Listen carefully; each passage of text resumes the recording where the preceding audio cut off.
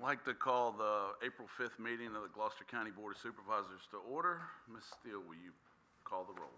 Mr. Gibson? Here. Dr. Orth? Here. Mr. Smith? Here. Mr. Hutson? Here. Mr. Chriscoe? Here. Mr. Hedrick? Here. Ms. Bazzani? Here. All present. Would you all join me in the invocation and pledge of allegiance by Mr. Ashley Chriscoe? Thank you, Mr. Chair. Glorious God, you promised to open doors of blessing and abundance for your people. We ask that you would work mightily in us today, come upon us, and cause us to have a productive meeting. Lead each one of us so that we can make fruitful contributions at this time. Enable us to think and strategize in ways that will achieve great results. Purify our thoughts and motives so that each one of us will enter the meeting desiring the good of others and the pleasure of your name. Amen. Amen. Pledge allegiance to the flag of the United States of America and to the republic for which it stands, one nation, under God, indivisible, with liberty and justice for all. Thank you, Mr. Chriscoe. Do we need to approve this agenda?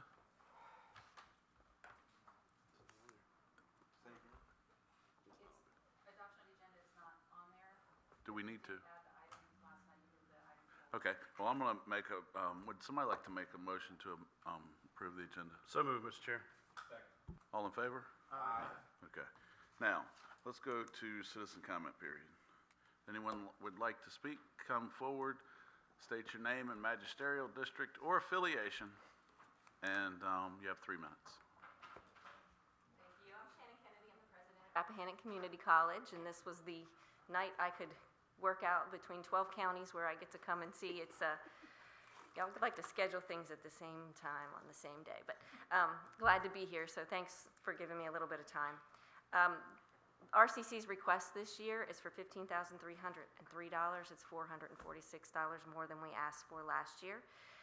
Just to give you a reminder of the things that we use your funds for, anything that is located on the campus that is after 5 feet from within the building has to be paid for out of local funds. It's called the 5-foot rule. So anything for campus improvements, for example, we must use local funds and not our state dollars. So we have a huge project coming up this year that is really for the benefit of the community and not for the college, and I wanted to share that with you. We have the pond on the Glens campus. If you know, we have lots of folks that like to come and fish in the pond and walk the trails. The stillway has rusted out and the water is just leaking out, and so that it's very low. The pond is very low. So we're doing this right in conjunction with the state, since the state technically owns the property. And the design, not even fixing the pond, but the design services and the architecture services are $74,567. So we've committed to that. Actually, the repair will probably not be that expensive. But did want you to know that if you've heard from anybody that it doesn't look so good back there, it doesn't. And we are addressing that. So this is an example of over time, we kind of hold on to the funds, but when we have a big project like that, that is what's happening at the Glens campus. One other more exciting thing, at least I think so from an instructional point of view, is we're working towards converting our warehouse, which is a beautiful brick warehouse, into instructional space that would house welding and diesel technology. Right now, our diesel technology program is part-time, and it's in New Kent. And those folks that graduate are getting jobs making $60,000 minimum a year with a certificate. So we'll be able to offer a full-time program once we get that converted, and then we'll take what's currently the welding lab and outfit that for a full-time HVAC program, which we also only have part-time at New Kent. So we're bringing in 2 new full-time programs to Glens, as well as some other improvements. I haven't read the final, but we did a space utilization study that we also used some of the local funds that you've contributed to pay for that, to help us plan for the future, because our buildings were opened in 1973, and they're old concrete classroom style, which does not meet the demands of our learners today. Our nursing labs aren't quite big enough, and we don't have high ceilings, and so we're working around that because the state's not going to give us any funds anytime soon, so we're working on a lot of grants and things, but we will see some more campus improvements at the Glens campus, and we're happy that, to call Gloucester County one of our homes. And I'm happy to answer any questions. I know it's comment period, but if there's anything I can answer. Go ahead if you got a question. So, the pond, you said 74,000 for the Design. Who did that for y'all? So we have, because we're a state agency, Right. we have to go through one of our approved contractors. I'll tell you who the company is. Let me. So 74,000 for the study and It's design. It's the existing conditions survey, the geotechnical exploration report details and specifications, civil engineering construction documents, bid specifications, construction site specifications. So all the environmental stuff, there's an as-built. So basically all you're doing, basically all you're doing is fortifying the spillway. Depends. That's why they have to get in there and see what is possible and what actually needs to be done to fix it properly. So it is wetland studies and solutions. I don't know where they're out of, but Everybody's that's, got a wet, so. Yeah, thanks for coming here. I drive up and down 17 by the old Page site and always see this big truck that says Rappahannock Concrete, Rappahannock Community College. Yes. I'm assuming you're training people to be CDL drivers? Correct. What kind of program is that? I mean, do you have a lot of people interested in that? Because I know what I read is that there's a shortage of really Everywhere. qualified CDL drivers. And the program itself in some places sometimes just books and not training, but it seems like you guys have an actual training program with a truck. We do, and you'll see the trucks sometimes Right. at the old Yeah. school too. And then if you keep going on 17, you'll see it at the old Tappahannock Airport. We do driving training there as well. So the problem with CDL is that the instructor has to be there with the class. So there's room for 5 people in the cab of a truck and one's the instructor. So we fill those classes up. We are about to start a part-time weekend program as well. We had to train an instructor. This is the DMV. That's all I'm going to say. That requires that somebody that's an instructor has had 160 hours of instructor training. So we've been paying someone who's a CDL driver to get through the 160 hours before they can even teach. So, but we're about at that point. So we are adding to that program as well. We want to get another truck. They're a 1.5 year lead time. It's craziness. What was the total increase ask again? $446. 446, I thought it was 4,000. 3%, so it's $15,303 total. Mr. Gibson. Thank you for your comments. I was just wondering, what's the total enrollment at RCC? This spring, if you look at head count, we're just over 2,400. In the fall, we're about 2,600. Fall's always a little bit more. Head count wise this spring, almost an equal 50-50 split between dual enrollment students and credit students. Add another 1,000, 1,200 for our short-term credential programs. And we're going to do a better job because when you say how many students, we have gone to a model where a student is a student. They're not a workforce student or a credit student. They don't know. They come and they want to, we just want to help them get whatever it is they need. So that's about where we are, which is down significantly from the peak, but the peak was a bad time. I mean, from our economy, usually COVID was the only outlier. When we usually have some bad economy and people being out of jobs, we usually go through the roof, and that did not happen. So I will say we have maintained, we were just under 6% above our spring enrollment in credit this spring than last spring, and there were only 2 other colleges in Virginia, community colleges in Virginia, that had an increase more than we did. We've been able to hold pretty steady.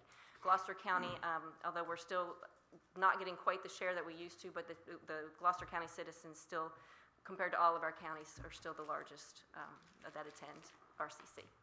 So that number, is that just for the Glens campus or all the campuses? That's everything. Yeah, and we've sort of stopped dividing by campus because we have so many students that almost all of our students take at least one course online. And we have, if you take out the dual students, we have about 55% of the remaining students taking all online.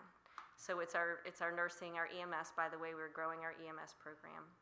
And we have a new program head who actually lives in Gloucester County too. So we're really excited about some of the growth that we are experiencing. It might not be overall, but in fields where we have jobs available in our region. You can call it the global campus with all There you mine. go. Mr. Chair.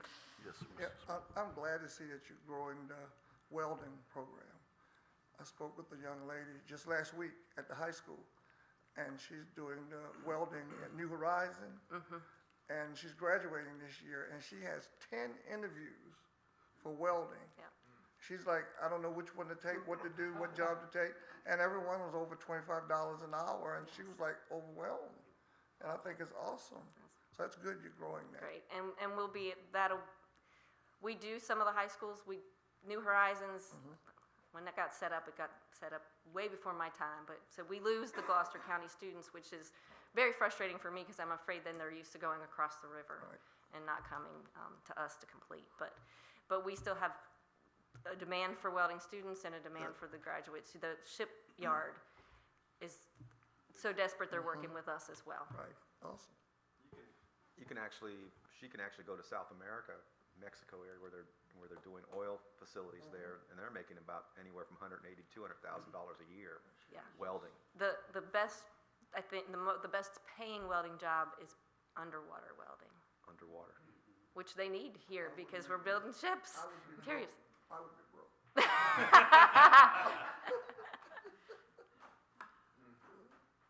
Well, thank you for allowing me this time, and I'm now going to get Bangkok Noi and celebrate my birthday with Happy my birthday. husband. Thank you. Happy birthday. You'll have a good night. Thank you. Mr. Maurer, are you going to speak? I'll take notes. I was going to give you 10 minutes, but anyway. Ms. Cronin, I know we have one online. Thank you, Mr. Chair. From Buddy Riley in the Abingdon District. I have a medical he was not able to attend the budget public hearing, so his comment came in late. I hope the board could find a way to lower the rate levy as much as possible. Lots of seniors out here on fixed incomes. Thanks. Mr. Maurer, see how it's done? Quick. I'm listening. All right, nobody else. All right, we'll move to work session agenda. Ms. Steele, would you look at the long-range planning for future capital needs?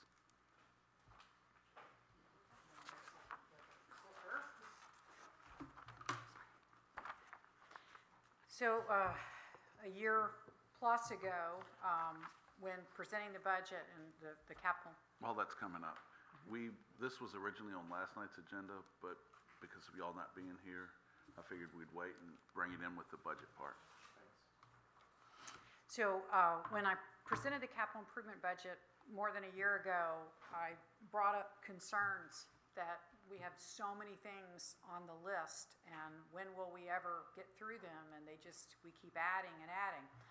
And I emphasized that again a few months ago when I presented this capital improvement request. And at that time, I mentioned that one of the things that we might want to consider would be looking at long-term borrowing. And when I met with each of the board members, I mentioned this again in the budget, the 2-on-2s, and there was some sparked interest in following up on that and kind of what it would look like.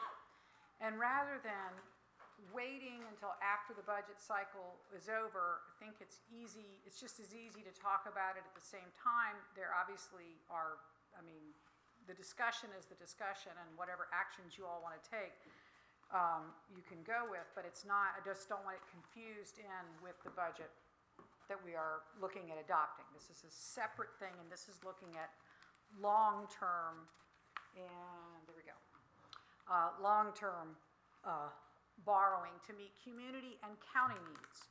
So if you go back and listen to the tape, one of the things that I said during the capital improvement presentation was I mentioned maybe even including the fire department. And you'll see that we're going to discuss that tonight. So the first thing is a reminder of kind of where we are. In the PAYGO, which is not considered under the long-term borrowing, if you take out everything that has been asked for in the budget that we're getting ready for you all to discuss tonight and approve hopefully soon, we would still have 12.9 million left over the next 4 years.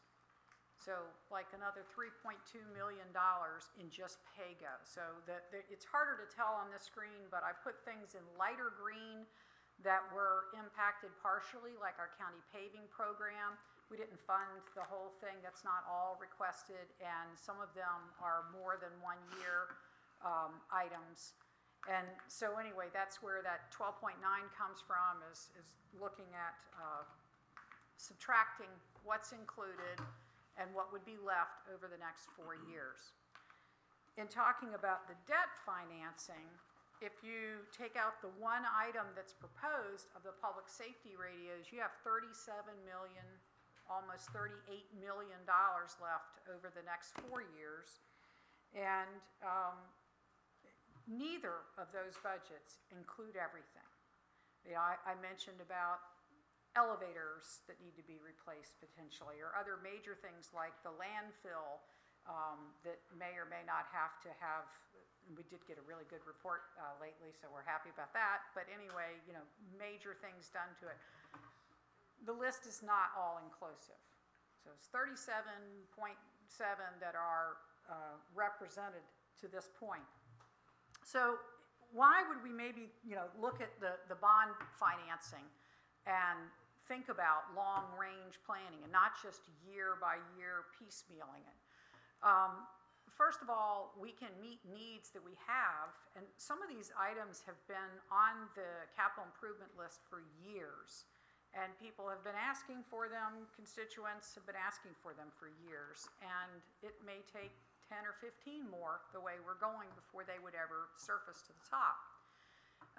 So it's a way to do everything while there's the need, and also keeping the cost down, because in general, we know things cost more all the time. You all have made a number of expressions about how much more the high school cost than had it been done when it was originally proposed. Paying for items, major items over time is very common. We do this with our homes. Sometimes we do, you know, special deals with appliances that we go out and say, oh, you know, Lowe's, Home Depot, whoever is having some kind of deal, and we pay for things over time because it's easier to afford and doesn't put us at so much risk. I have added in here pressing needs of the fire and rescue, which again, we'll talk about that in a little bit more. When we brought this up, said, and you all have in your budget book that we are going to be retiring debt. We are already using next year's retirement in this year's proposed budget. So the $700,000, which is the first amount that we would have in capacity from paying off the 2003 bonds, under the current budget proposal, 500 of that basically $700,000 annual payment is going towards the radio program. So that leaves a little bit, but then you're waiting a few more years, and then you wait a few more years, and again, you end up piecemealing things versus having Davenport look at it and say collectively, what can you do over a 20-year time period and address these needs now? If the county goes forward with this, one of the things that Davenport can show is, here's what you can do with just retired debt. Here's what you can do with a penny and retired debt, or 2 cents and retired debt. And we've had, Cheryl and Maria and I have been meeting with Davenport, and they're available to come and talk if you all are interested. And we've gotten round 2 of their proposal. They would come with round 3 and any other, you know, so we could ask what we want them to have based on tonight's conversation. If you want to hear from them, we would adjust things.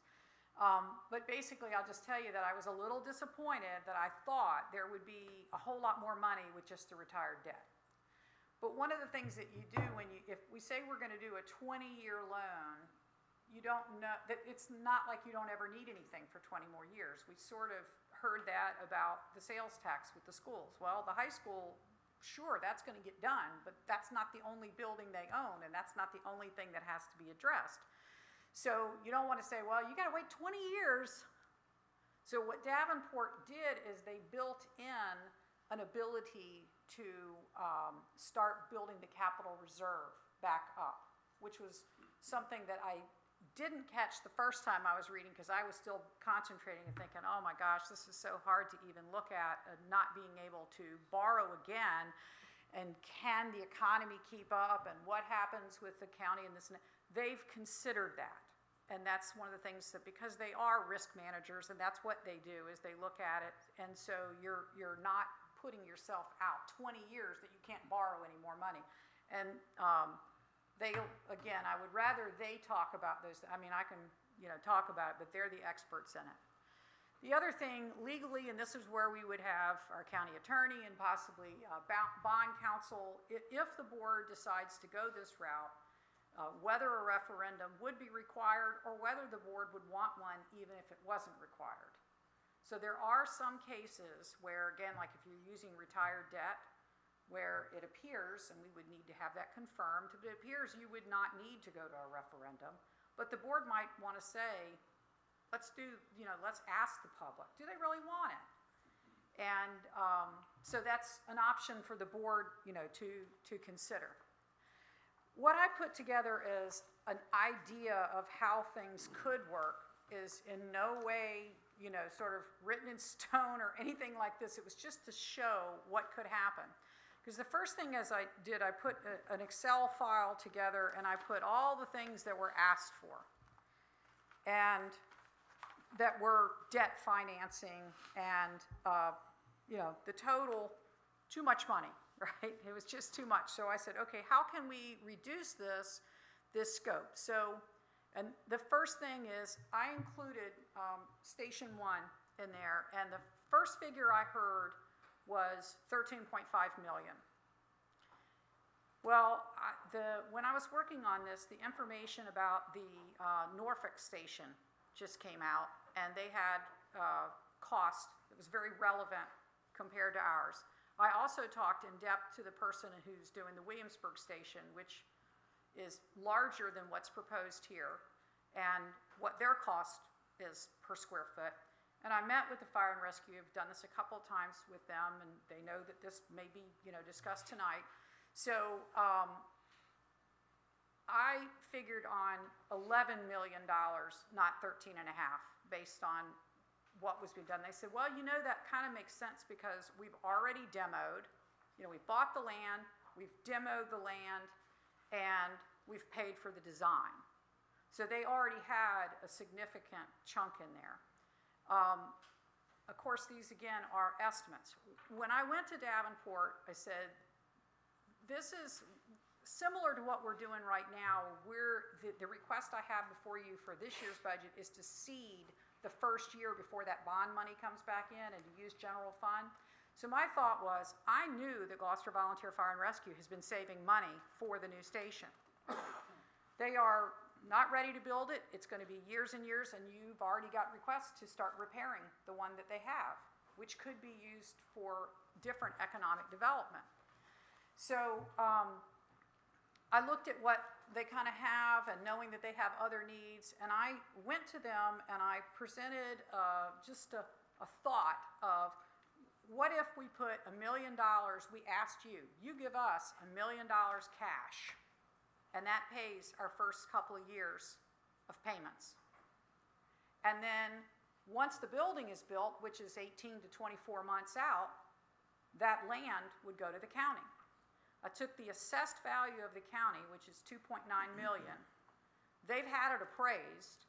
It's more like 3.4 or 3.5, but when we met with Davenport, we said, let's keep it down because, first of all, it may not all be sold at one time because they own so many different parcels. We don't know what the economy is going to be, so to be conservative. But that's how I got at that 7.1 net county expense, is using $11 million to build the facility that they've already had designed, and their contribution of all of their land that would then be sold or developed and to be able to pay bond payments, and $1 million cash. The other community need we have is with the Abingdon Volunteer Fire and Rescue Station 3 down off of Old 17. And, you know, in olden days, we had bunkhouses built very differently than they are now. And now, when you need a new fire station, it's built like an independent facility. So, because we have women firefighters and we have people who have different sleep habits, and, you know, it's just kind of nicer to have their own little individual room. And in order for them to rehab their facility, which is mostly dealing with the bunkhouse, but it also has a little bit, you gotta make space for the bunkhouse, so they gotta shift a couple of different things and realign their training room. Their request to you, which was in ARPA funds, was just about $800,000. I bumped that up in a conservative to $1 million. It might, you know, come in under $1 million, but I just ballparked it at $1 million.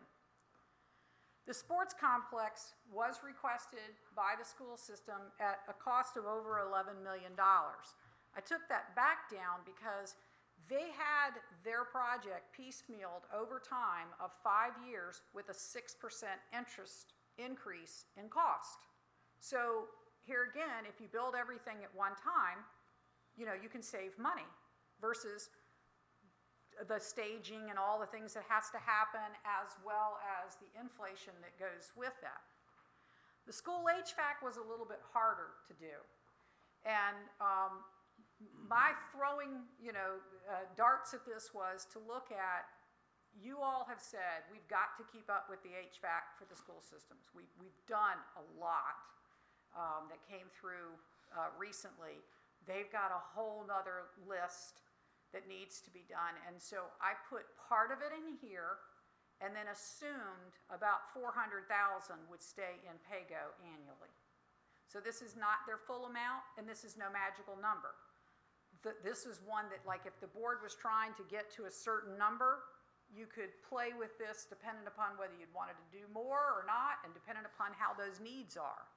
So I have not really delved into, other than I see what they ask for each year, which units are the most pressing. Woodville Park, first of all, we've talked about a different way to do sewer. And even with the less expensive pressurized system, it still can be added to. So that was one of the things that we might have been a little bit misleading when we met with you all at the retreat, to say, like, if you've got a neighborhood, you can go here, but not everybody else can hook on. Well, there is some planning that goes along with this, but the board would have to decide if this all happened, whether it's through this or some other future financing, would you want and allow others down Brays Point Road to be able to connect? And I can tell you, I've heard both ways on that, and there's quite a few neighbors that do not want sewer added down there. But this is a revised cost, quite a bit lower than what's in the CIP, because it's using the different type of technology. It still includes wells, because the water turnover rate isn't enough for the distance to be able to have fresh water all the time, and so that would be using the, you know, big public wells. One of the things that they requested was a couple $1 million for office space and community meeting rooms. I took that down to $1 million.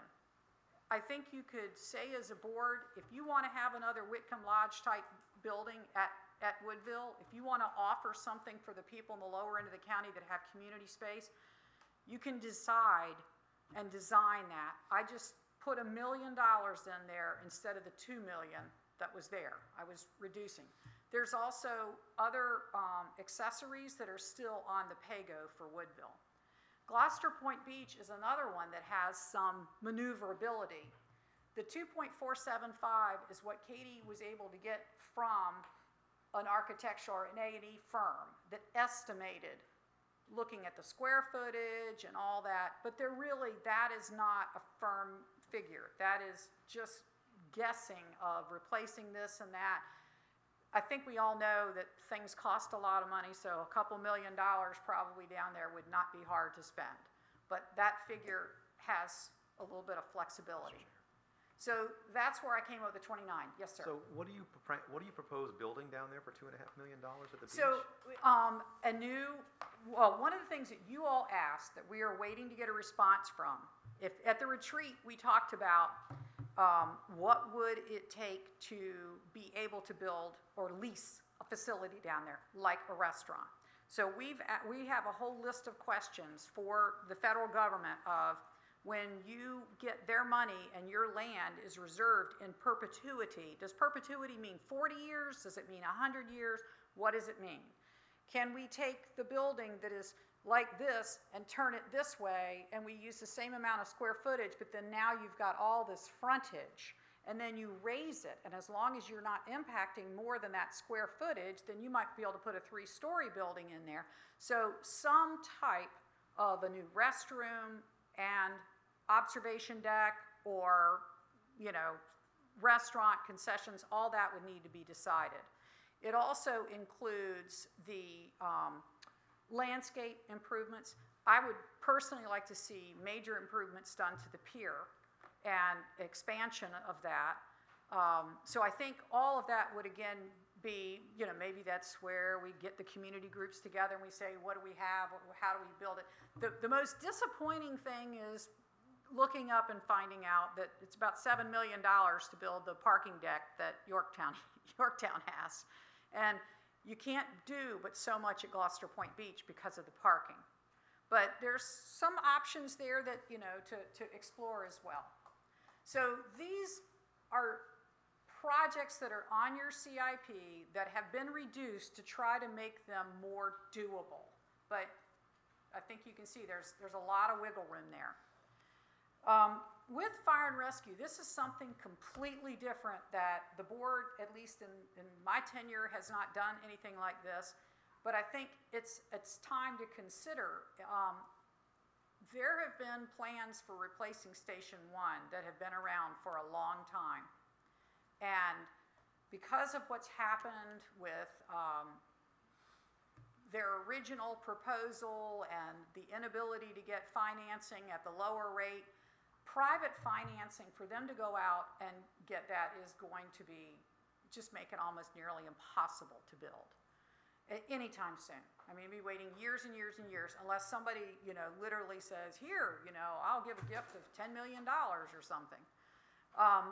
While that clock is ticking and we're sitting there, we have a vacant location that's just looks kind of like an eyesore down the street. Thankfully, the sign has helped with that, may help with the parking that's going on there too. Their current facility, as I mentioned, has to be repaired. The cost for construction is increasing. And, it's just, I think, the whole community need and our ability to respond and even recruit will be changed. The facility that they're going to design or that they want to build includes a really nice training facility that will attract people from other localities to come here and do their training. So it has an economic boost there too. I've already mentioned again, about Station 3. So what are the benefits for us looking at the county getting involved in this? First of all, tax-free bonds. They go out there to a bank, they're not going to get the lower interest rates. We're the stable government that has the best deal in town. That's people like to have government bonds, and that they also have that tax-free advantage. So that's going to make the overall cost lower. When you look at what you pay principal and interest, it's going to be a lower deal. The procurement process, having the county involved generally helps keep costs down. I mean, sometimes it's a pain in the rear that we have all these rules or whatever, and they may want to just go and do, but once, there's many, many municipal fire and rescue departments. So there's a lot of governments that are in the business for this, and companies that build and supply that are used to dealing with local government, and will sharpen their pencils. The construction management, I can't say enough phenomenal things about our new engineer, and I just hope we can keep him for a very long time. He has already made a huge difference. He's not the only engineer though, but it's the example of when you have a good and talented and knowledgeable engineer who is managing construction projects, who's making sure that somebody's not trying to pull the wool over their eyes.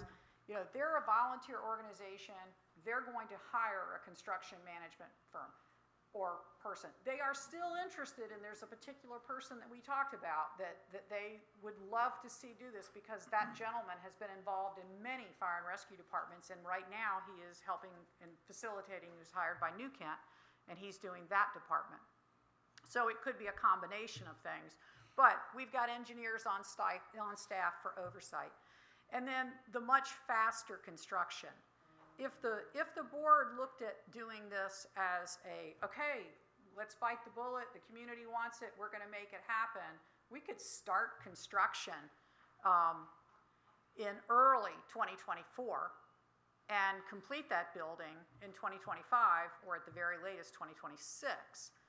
And then that frees up the property to start, the other older property to start making money.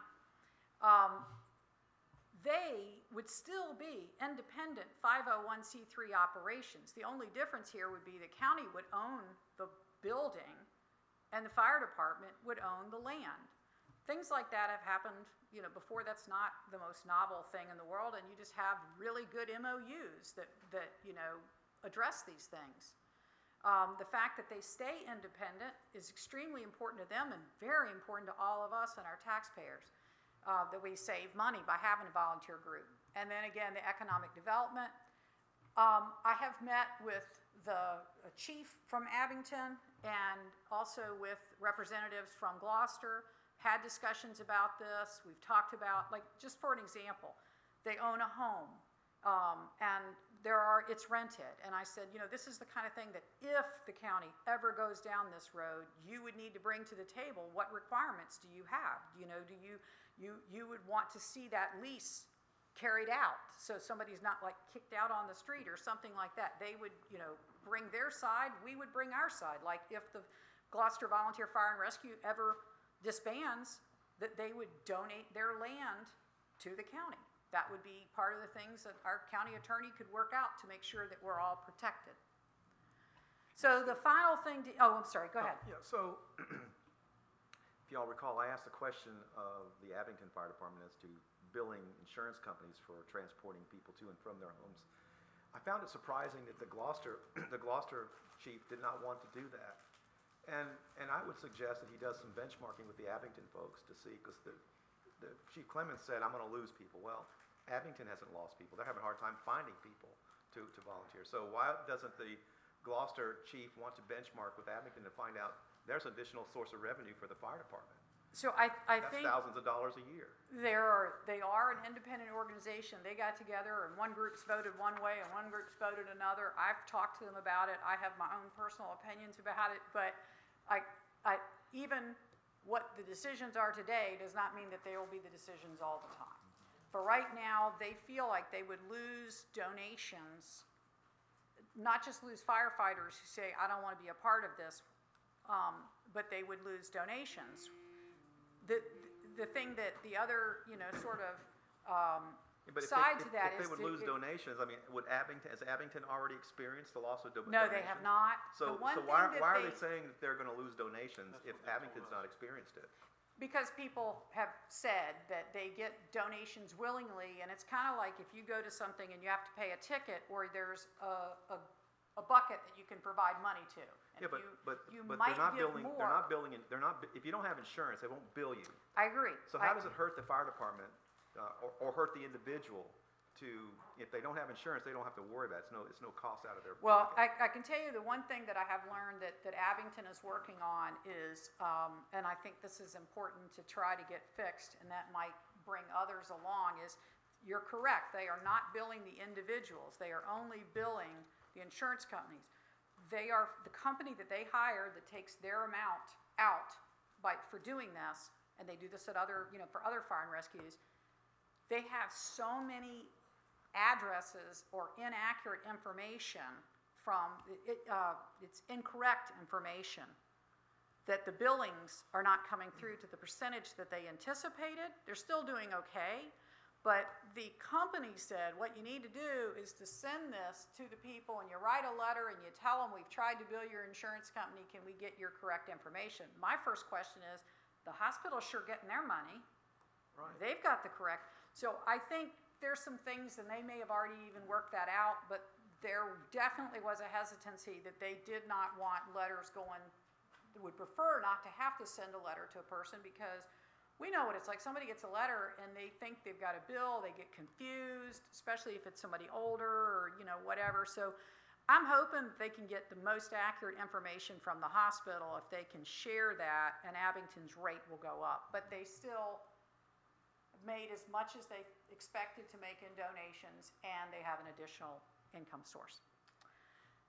So I have other pictures that I did not include purposefully. I shared some with Gloucester, but what I really wanted, instead of sort of showing what our stations could look like, I wanted to bring up what some others have done, and there are many examples. The one on the right is in Roanoke, where they made a furniture store in part of the fire department. Most of the time, though, you're going to see them as eating establishments with both indoor and outdoor seating. So they are very popular, and one of the things that the Main Street group, several of us have participated in meetings and talked about, they'd like to have more entertainment venues on Main Street. This would be a beautiful location, and you could still keep the iconic image of the fire department. There's a lot of space upstairs. There's all kinds of other things that can be done. I couldn't remember, I'll just mention, I did take out the other pictures, but I went as far as to look at another matching apartment complex to compare to the medical building and figure out the square footage of how many apartments and condos could go in there and what I thought it could turn around as a business model. And because we need more housing off of Main Street too. A lot of people want to live in a walkable community, and we have a parking problem on Main Street. And by opening up and sharing parking among the different areas that they own and improving the parking that the fire department owns, that right now is not marked, it's just kind of gravel and weedy, I think it would really dress up Main Street. And the if Main Street's doing well, the whole county does well. It has an impact all the way down. So I know this may seem a little bit overwhelming, but these are things that you want your county administrator working on, not just today, but tomorrow. So I think, and I know that there's board members who've expressed interest in this. So I would ask for y'all to discuss it. I'm going to sit down, but one of the things that would be helpful for me to know is, do you want to hear from Davenport, and what would you like to hear from them? And what else can we do from the staff side in answering questions? Thank you. Can you bring up that next slide and leave it up? This one, you mean? The next. I'm going back. Go forward. Yeah, all the way to the end. All right, that was, I'm sorry. I forgot I had that. That'll give us an outline. Yeah. And that was kind of thinking too, because of the steps that you could make all kinds of other steps. Questions, comments, concerns? Dr. Orth. I think this is a very interesting topic, and I appreciate the time and effort that you put into this. There's lots of things to think about, and I know, if I recall, Mr. Mowry, I think one time in one of your recent comments, you made some remark that said we had lots of projects that are always on our list that we never got funded, or they kept on going on and on. I might be wrong, but I remember in one of your 3-minute speeches, you mentioned something about projects that kept on being proposed but never got done. I think this is timely, but I think that perhaps maybe waiting until the whole budget process is done with, and maybe in the fall have Davenport, it might be worthwhile. Some of these projects are interesting, and I guess I'd like to know a little bit more about some of the more expensive ones. So my interest was piqued by the high school athletic complex, because I was intimately involved in the building of that thing. And it was obviously not 8.6 million. I'd be curious to see what they're proposing for 8.6 million, just as an example. So that's just some of my thoughts on that. Mr. Smith. That piqued my interest as well. But the only problem I would have with that is it's high school use only. I mean, taxpayers' dollars would pay for it, and the public wouldn't be able to use it. I have a problem with that.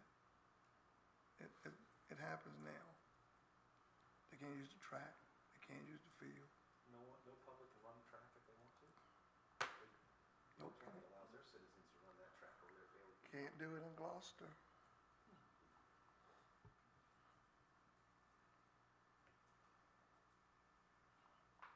Mr. Gibson? Well, I appreciate the hard work you put into this. This is a lot of information for us to consider, and I appreciate it. I support the concept of doing this for several reasons. I think we've all talked about that we want economic development and we want to develop the Page site. And so in just giving this some thought, what does a company look for when they're looking at a locality? They're looking at, are there sufficient resources for fire and rescue so that if their building or their occupants or their employees are endangered, will they have a good fire and rescue entity to take care of them? And this would address that. They're also going to look at what is the quality of the school system. These are needed upgrades both to the high school and to one of our key elementary schools. We've also talked about the HVAC programs. And I think that the list of the projects certainly could be amended, but just the concept of supporting fire, schools, and recreation are three keys that any potential company is going to hone in on. What are the strengths of this community in those areas?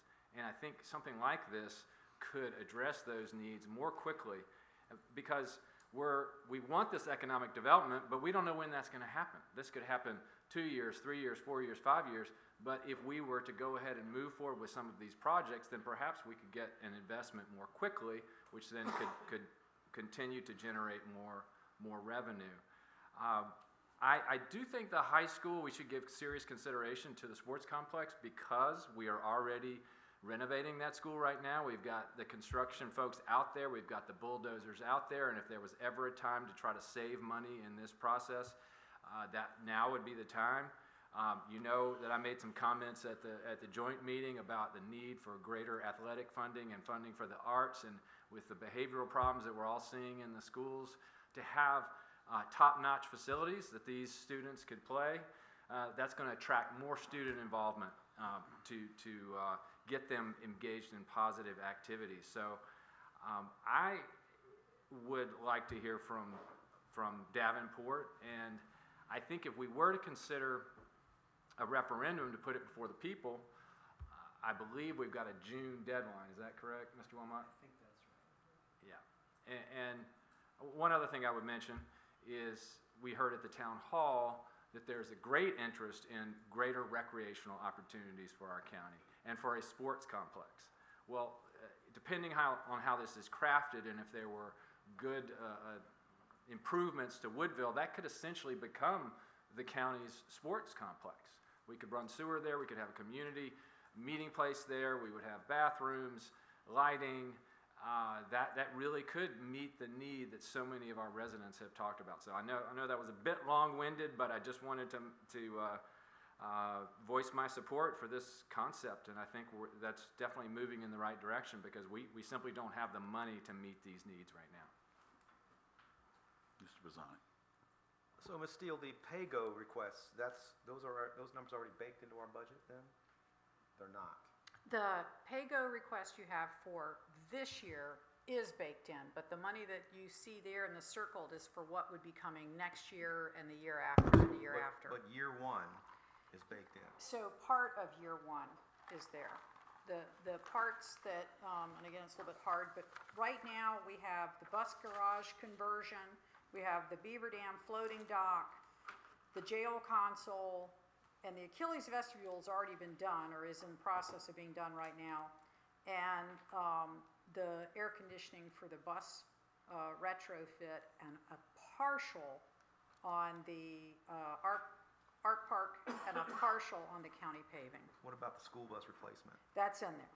So what I would suggest, gentlemen, is Dr. Clemens came up to us last time we had our joint meeting, and he was going to determine whether or not what it would cost to put in security features in most of our schools, particularly in the high school. that's almost $1 million there in the bus replacement program that could be postponed until he comes up with a number for the security requirements for our schools. Because I think we don't need someone, barging into a school and causing the havoc that this happened in Nashville.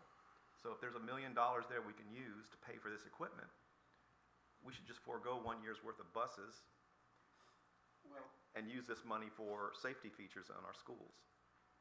I'd hate to see something happen to our schools, because right now our society's, we've got some nut jobs out there that are killing people. There's shootings going on every day, and I think it's part of it's because of the economy. People are becoming desperate. There's not enough psychological help for some of these people, and I think that we should look into protecting our children at our schools. So I think if you were to weigh school buses versus a dead child, I think you would forego the school buses and protect a child's life. Mr. Hedrick. Yeah, I think we're talking about getting the budget done in a timely manner, waiting on the state, figuring out all these details on the budget.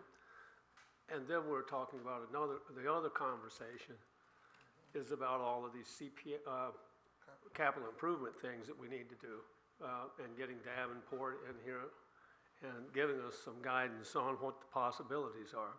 So we just need to sort of keep those two things separated, get this budget done, and then see what we can do with the CIP thing. But, Mr. Bazzani. I respond. So, Ms. Steele said that the $900 and some thousand for the school buses are already in the budget. My question is, can we free up that money for safety features at our schools? Ms. Steele. So I think that it might be easier to hold that to the second conversation about the budget. And then secondly, just to remind you all that there is additional funds that are in the current budget that have not been spent that I think that Dr. Clemens was going to be looking at. There's the $700,000 that was budgeted that has not been appropriated. I think he's looking at using that for the safety versus taking away school bus money.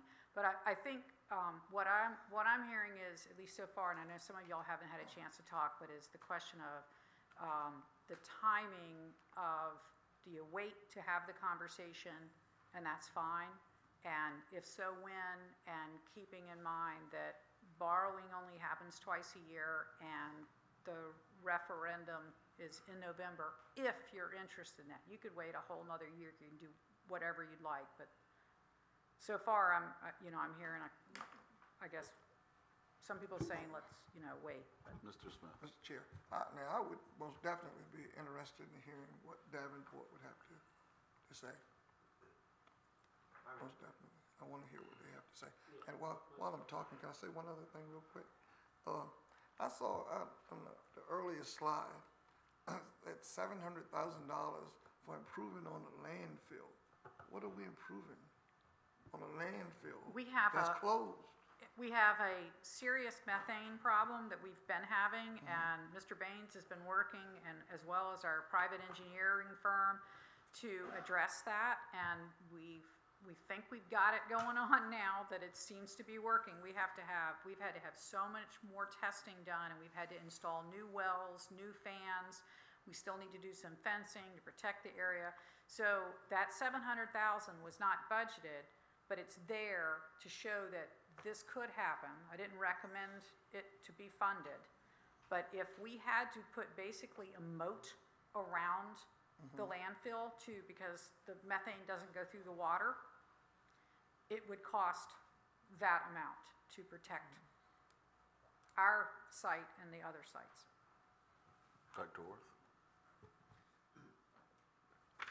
I'm really interested in the proposal for the fire and rescue issue. I don't know, I mean, if that's a distinct possibility, could we decouple that from the other projects so that we can get that particular component moving forward? Because I like the idea of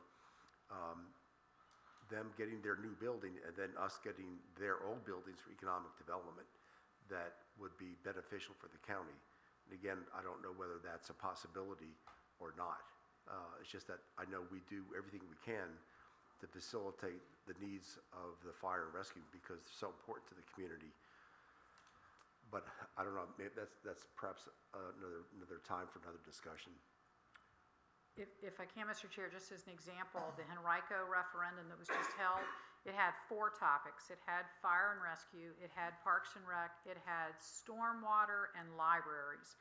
Each 4 of the items had their own vote.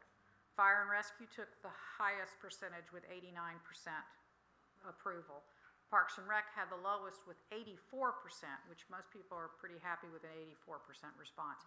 So referendums and funding, bonds, all that could be separated. On the other hand, I'll say that most people like to put things in together because maybe, I think everybody cares about fire and rescue, but maybe some people aren't so much into the Parks and Rec, but yet, you know, there are people who do, and it's gonna help the quality of life, or maybe others don't, you know, they say, I don't have a kid in school. So when you put them all together in one vote, there's advantages, but you most definitely can separate them. Mr. Gibson. No, go ahead, I'll wait. Okay. Didn't want to jump ahead. Few other points. We are having a big problem recruiting for our fire and rescue. And having a new station on Main Street, having an improved station down in Abingdon would absolutely help recruiting. So I think that would be a big benefit of moving forward with some combination of these projects. To Mr. Bazzani's point, I am 100% with you about doing everything possible to secure our schools. And I've got some other thoughts I'll talk about in the budget about that. But this, what Dr. Clements talked about the security equipment, perhaps that is an option that could be, I don't know if this would even qualify, but perhaps the HVAC or the Botetourt renovation numbers could be adjusted somewhat, and this security equipment could be made part of this to ensure that our students are safe. So I like that idea. I would also just point out on the Gloucester Point Park.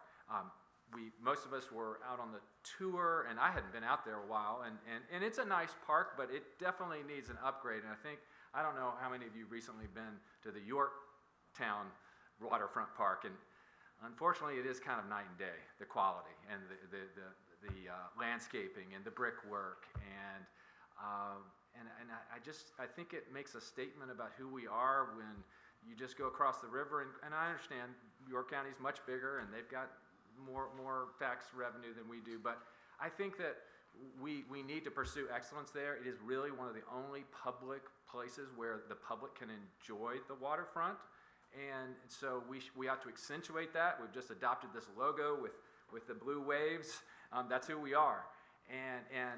So I would love to see that happen. I would also just put in a plug for, I think, an outdoor amphitheater by that field to have outdoor events, music, theater, things like that. That would be a great asset for the Gloucester Point area.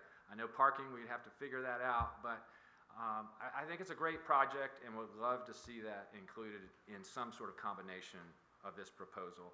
And so, thank you. Mr. Chriscoe. Thank you, Mr. Chair. I think it's a good start and a good discussion to be having. I think the first step before we get really excited about all of these projects is seeing what the numbers do. Because with everything that you do, there's a price tag involved. Going back to when we did Page Middle School, the $18 million that we went out and secured bonds for ended up costing us about $1.3 million annually in payments.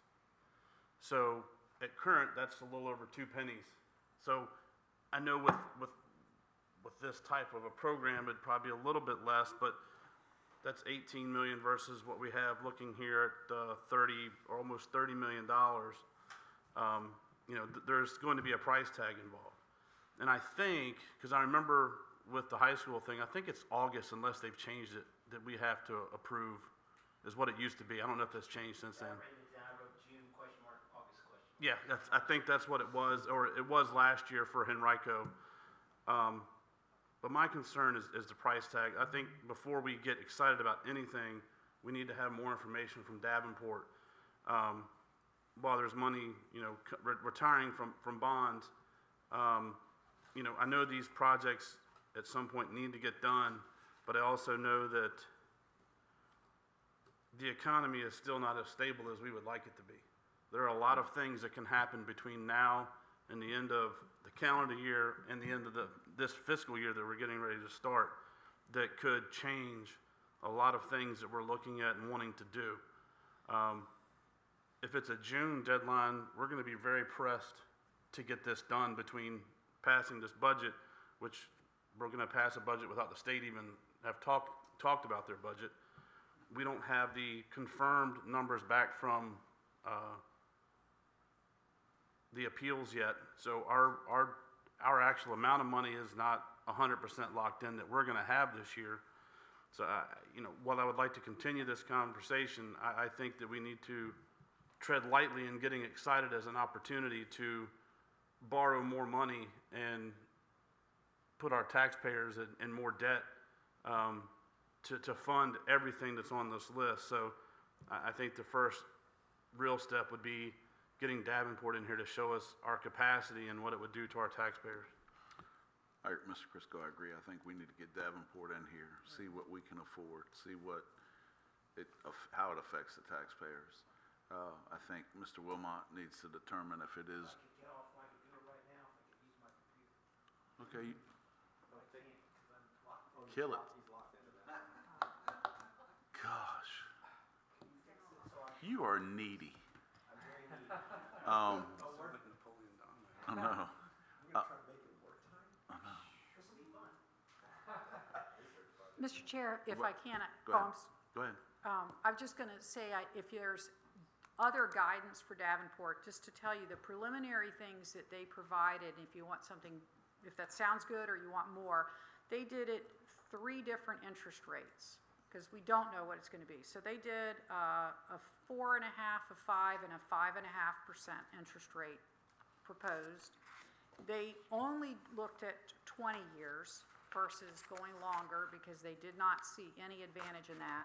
And I can tell you that even just using the debt, while it wasn't as much as I thought it was going to be or hoped it would be, I wouldn't have brought this to you if that hadn't been a doable kind of thing. So I think it's there's no going out shopping and feeling like you got a credit card or something, but there's even just using the paid back debt, if you only cared about fire and rescue or something like that, there are some great projects that could be done and could occur faster.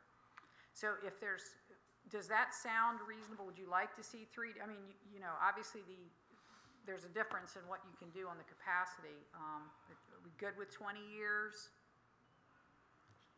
Let's just wait and see what they, Well, can we do that? we can. I'm saying, what would you like them to bring? If you're good with a 20-year loan agreement, and then what I had them do was 3 different charts, so they did them 3 different ways. They did only using the debt retirement money, and then doing 1 cent and doing 2 cents. And to be able to see the differences at those different interest rates. If that sounds good, then they'll finalize that. Okay. Ted's working on timing now. I know it was a concern, I don't remember who said it, but about athletic fields, community use at the high school. Well, I believe Mr. Wilmot's savvy enough that he could work out an MOU that if a referendum was done, that the majority of the citizens wanted it in the county, that they'd be able to use the athletic facilities at the high school, because we would be helping them and helping that. So, but I'm just saying. But I'm also thinking, though, some of the field use stuff was because of the natural turf, and I know that what they're wanting to do is put in the next turf or the next generation field surface, field turf on the field. So I think that they would allow more stuff to happen on that field because they're not worried about it. That's where I was getting at. So if we're going to be building fields that they want, that would free that up. Right now, to prioritize projects, determine what would be included, I think that's too far ahead right now because we don't have the ability to make those decisions without the money. I mean, you know, you skipped over body top. I when you didn't did- realize I did. I'm But- sorry. I was. But it was, you know, it might be, when you look at it, other things might need to be done. But I think if Davenport can give us those numbers, I think, and I don't know if it's one referendum or multiple referendums, but I think a referendum would be advisable. I think so too. And if I could, because I forgot about Body Tot, when they did the original, I said we've had two, I had them go back and move Body Tot back. So similar to what's happening with the high school, that you approve the whole amount, but they only go borrow when they need it. So you're not like borrowing and sitting on that money because you're supposed to be spending it anyway. Body Tot is year 5 of the CIP request for the schools. So by staging that item later in the borrowing, it increased the capacity a fair amount. So those are the kind of things that you could look at, like you might say, well, we then still want to these- do this, but we'll do that later. Those are the things that you, when you're talking to Davenport, that you need to present to them. Yes. So, I mean, other information, I think the next steps are we get Davenport to give us the different scenarios with different items moved out different years for funding that makes it work best. Ted's gonna work on that, and Mr. Wilmot, do you feel confident that you could work out an MOU with the schools if we had turf fields that, because I know at War Hill, the public uses that field for, okay. Now, the only caveat I have is when I act in a dual representative capacity for both the Board of Supervisors and the school board, and I've done that, and knock on wood, it has not turned into you-know-what. But if it does, if there becomes a time that there's a disagreement between the two parties, having represented both, I have to get out of both. So in 14 years, that hasn't been a problem. So I can draft an MOU, and we can keep our fingers crossed that everything works smoothly, Just and that there remember, are no disputes. we write your paycheck. Yes, sir. So if you could get that information for us, Ms. Steele, and, you know, it's not gonna be in the next 2 weeks, because we've got budget and then the work session on the 18th. So maybe 1st of May, depending upon when they have to do it, or the work session in May. No, we don't have one. Yeah, we do. In May. May we do. So we'll just go that route. That, we'll work on that, and in the meanwhile, like the curiosity about the sports complex and things, it is in the capital improvement plan, so you can go back and sort of refresh what's for Woodville, what's for the sports complex, et cetera. Thank you. Okay. Any more questions about capital funds? Okay. We'll jump right into, well, Mr. Wilmot, how much longer do you think you'll need? Does anyone know when election day is? November 7th. It has to be called at least 81 days before November 7th. So whenever 81 days is, I was just pulling up the calendar, so I was going to count. Well, let me pull it, so you say November 7th is election day? 81 days before that. Yeah.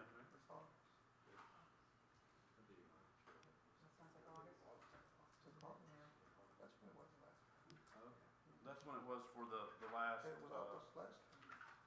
for the school one. Right, that would make sense. August would be about 81 days. August So 5th. August. And I would suggest when we do the referendum that we include the quantum associated with the impact on the taxpayer. If you want to do these renovations to whatever facilities that we're gonna renovate, that they know, you know, you can make it sound like, well, gee, it'd be great to have that, and then they realize the tax bill's higher. So can we do, is it lawful to put in the quantum impact of doing these changes, these referendum items? I don't know, you're the teacher in that regard. I don't know what that means. The cost, what's it gonna cost? Amount. The tax impact to the taxpayer. If you do this, it's gonna cost you 3 cents on your real estate tax. I'm just making up numbers. You are allowed to publish accurate information with reference to a referendum to be held. You cannot lobby for a particular result, but you may give correct factual information to the electorate so that they can make an informed decision. Okay. We did that with the 1 cent school sales tax. There was an effort to add some language which I nixed because that really was lobbying for a yes vote. We're not allowed to do that. But you can be factual. So if that's part of the factual information which we disseminate, it may not be part of the ballot.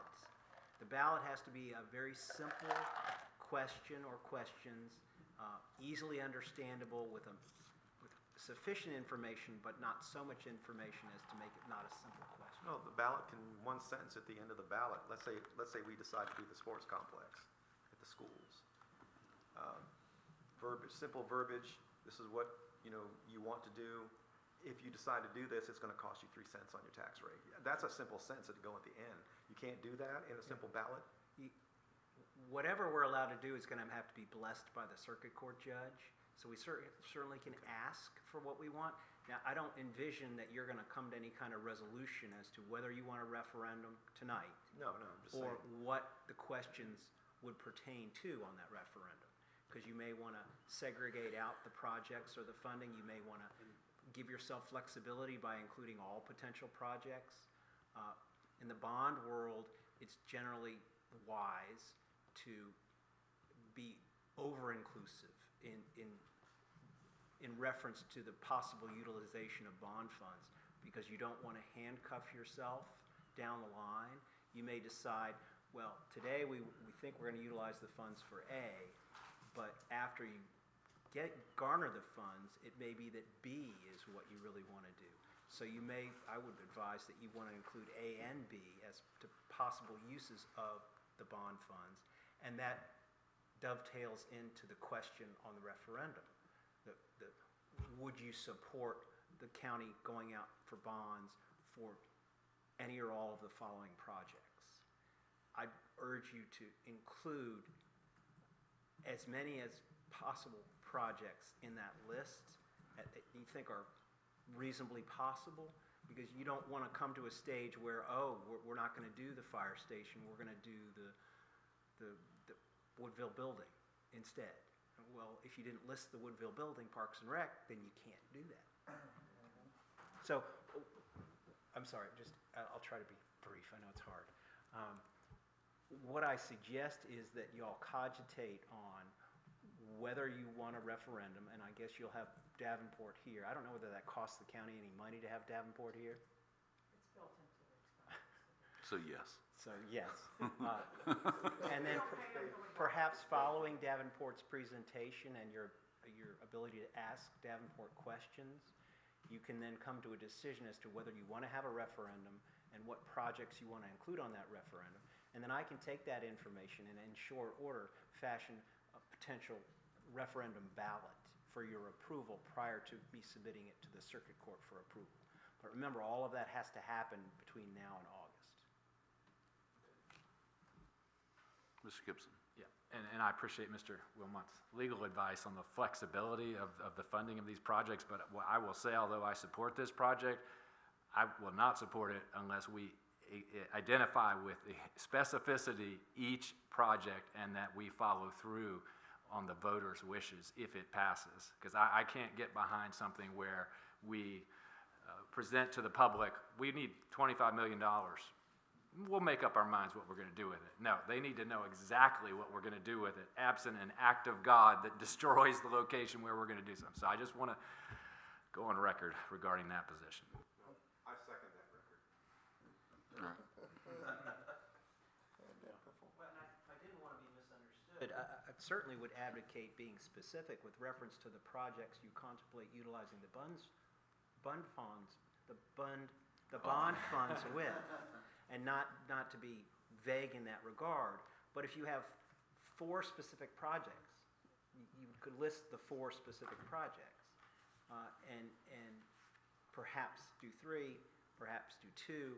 You're not going to do a 5th one that's not on the list. But I wouldn't advocate being so vague as to not convey precisely what you intend to utilize the funds with. Mr. Chriscoe. Yeah, I would tend to agree that if we go down this road, that we would look at, probably have to tweak these numbers up, honestly. Simply because I know we worked, or Ms. Steele has worked to bring them down, but I would probably recommend that if we do this, we're gonna break these out as volunteer fire and rescue, and then all of the school projects as school renovations and projects and list them. And then do the parks and rec projects and list those. And we'd probably be looking at 3 different referendums like Henrico did. I think that's the better avenue. Instead of trying to do it all at once, we can split them up into 3 different ones would be my leaning tonight until we hear from Davenport to know what our capacity is going to be and what it's going to cost the people that pay the bills. All right. Any more questions, comments on this? All right. So we look to hear something in May. Okay. Let's go to budget discussion. Mr. Chair, I've got handouts that came out tonight that I'm sorry. Dr. Orth. Yeah. Mr. Chair, would you mind if I just made a couple of quick comments before we launch into the discussion? Nope, absolutely. Okay, Go ahead. thanks. I just want to take a couple minutes because in thinking about the budget process that lie ahead of us, I think that's the right word. I started thinking about a couple things that relate to a comment last year by Mr. Chriscoe and some things that I mentioned at the meeting recently, that we had a 7-0 vote for our proposed rate. And Mr. Chriscoe's memory was much better than mine, because I thought that was the first time we did a 7-0 vote. So I thought, well, maybe I'll ask Trish if we can get some data. And this is just for your information. So I asked her if we could put together a spreadsheet just for your information, because I was curious, because your memory is much better than mine, Ashley. But I asked her. Remembered a whole lot more than I I have. know. So, but this gets to the other comment. So I'll just pass this around. So this is a spreadsheet that Trish put together for me and for you guys. And I think it's good to, perhaps we have an assembly of summary documents that are relevant to future boards. But this is where I asked, do we do a current tax rate, the tax rate proposed by the CA, the advertised tax rate, and then the vote, and then what we actually adopted. And then it's kind of interesting because these are numbers, and so you have to be very careful how you interpret the numbers, because there was obviously some very active discussion during each of the budget sessions regarding the adopted rate. And as a good example, when Mr. Chriscoe and Mr. Chris and I were on the board, the first year was a tough one because we raised the rate quite a bit because of a number of issues that were there. But again, there's lots of numbers, but I think it's kind of interesting to see how the vote progresses from the proposed rate and the vote to the adopted rate and the discussion that goes on there. So again, this is just for your information, and maybe keep it in the docket of summary information, like our assessment information that we have, that we've had, and the raise information that we've had each year. That always comes up, like, what did we give 5, 6 years ago in terms of raises? And I know Mr. Chriscoe always has his graphic on the schools, how a membership and dollars, all those facts are important as we move forward with future boards. And this gets to the comment that I remember Mr. Chriscoe actually mentioned last year toward the end of our budget session. He expressed some concern that we didn't do due diligence on our budget, that we didn't do a lot of in-depth discussion, and that we should have done more with the budget. So I'm hoping that starting today, everyone can lay their cards on the table face up, and let's look carefully at the rate we've approved at 58.3. Is that something that we're going to stick with, or are we going to play around with that number, because we know there are some interests in possibly lowering it? We have a 295 rate that went from 235 for vehicles. I'm hoping that we can not have at the end any comments that said we should do more. Let's hope we can do it early on, lay everything on the table, because I think you're right, Mr. Ashley. I'm going to call Ashley during these work sessions. That let's be open about what we want to do with our budget this year, because it's tough as always, and as you can see, every year there's always a tough part. But let's see where we go in the budget, because there's lots of things that we need to be discussing. Mr. Chriscoe. Oh, go ahead. Yep. Dr. Orth, I want to thank you for your comments, and I just want to make a clarification. The sheet that I have done every year was originally done, I think by Stephanie Tinsley, and now Ms. Calloway has taken over putting all those numbers in, because she deals with those numbers a whole lot more than I do, and it would probably take me 2 months to make this sheet. And when I ask her for it, I usually get it in about a day and a half, unless it's a weekend, then I tell her not to worry about it till Monday. I said, well, this is the information. Trish said, oh, yeah, within about a couple hours, there I had it. And second of all, when you say Mr. Chriscoe to me, it's one of the weirdest things I've had to get used to, is because the first thing I ever called you was Coach JJ, and you've always called me Ashley. So when you say Mr. Chriscoe, it's hard to understand. Yeah. Well, we try to be formal, but I think we go back and forth. Mr. Bazzani. So Dr. Orth, hopefully you're not implying that there's some kind of pattern here, right? No. These are just mutually exclusive decisions. It's that were numbers. made. Okay. But each year is very different. But it's interesting to see how the vote progresses from what the proposed rate was by the county administrator to what we discuss as a rate that we want to advertise. Then the advertised rate, then it's the rate that we finally adopt. There's no pattern. There's no pattern. No, I didn't do any statistics on it, man. But it's just something to muse about, and I thought it'd be worthwhile to put in the files for future thoughts. It's very interesting to see and go back and look at our time on the board and see. I would have thought there'd have been a lot more 7-0 votes than I'm seeing here tonight. It's unique to go back and look at this and go, oh wow, we didn't always agree on this in this budget process. Yeah. So it's pretty interesting. Yeah, I thought it's good information, and it's factual, and it's worthy of just to put it in the folder, and for future boards and subsequent budget meetings, just to have it there so people can see, how we vote.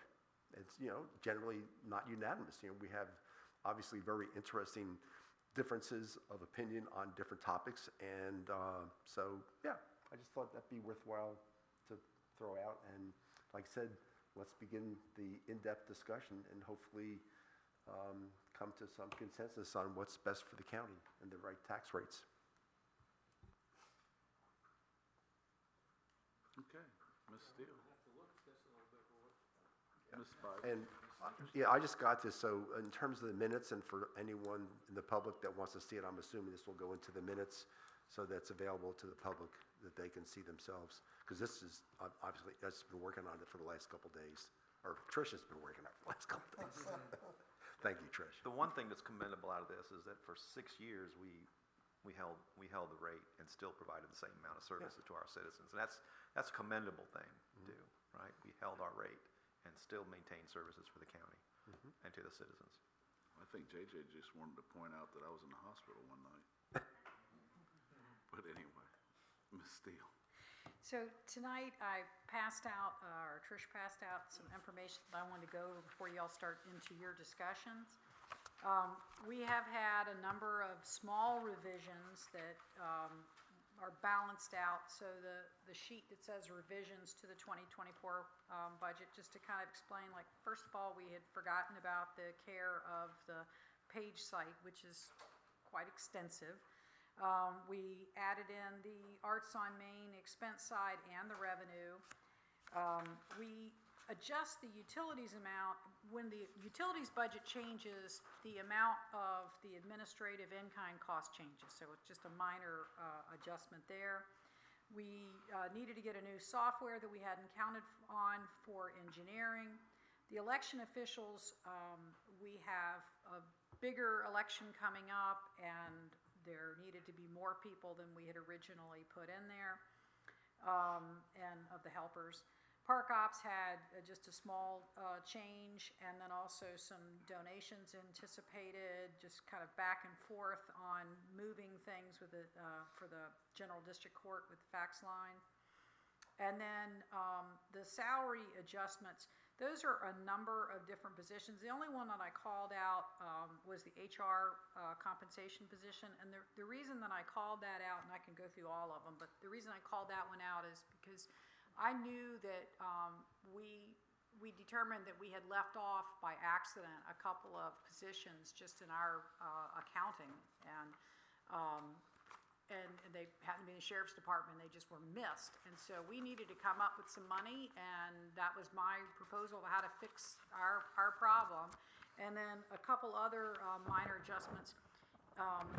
We've got tentative discussions on expanding our safety officer to be able to be both the school and the county safety officer. And so if that goes through, then that person should be compensated for having a bigger job. So a little bit of here and there's, and the adjustment on the revenue on the salary side is because in building inspecting, they ask for additional war people, but they're only gonna use them and need them if they're generating more revenue. So that's what the offset there is. To get everything to balance, it meant that we had 9647 that we added into the county administrator's contingency. So just that's where we usually make the final little tweaks of whatever, unless it's something that's big, then it goes somewhere else. Or subtracted from the county. Yeah, There's nothing left to subtract. No, county administrator contingency fund. It's actually expending more money, so it's adding more money to it, is the way, because we're gonna spend more. You're gonna have less to use. So the next is the chart that you all had asked for, and I realized there was a mistake in it. I was looking at where the changes were, and I think it just on the far right column, it says 369.8, and it should say 368.8. And the majority of the changes are the social services. You'll see goes from 53 to 55. And then the SRO officers, the 3 there. And then there's some minor ones, like there's a plus half and a minus half between community engagement and Parks and Rec, and a few other adjustments made in with the way that the sheriff's folks are staffed. Ms. Cronin, do you have another copy of that? The blue sheet? Mr. Smith didn't get one. I've got, is it that one? Which one? I didn't get that one. Okay.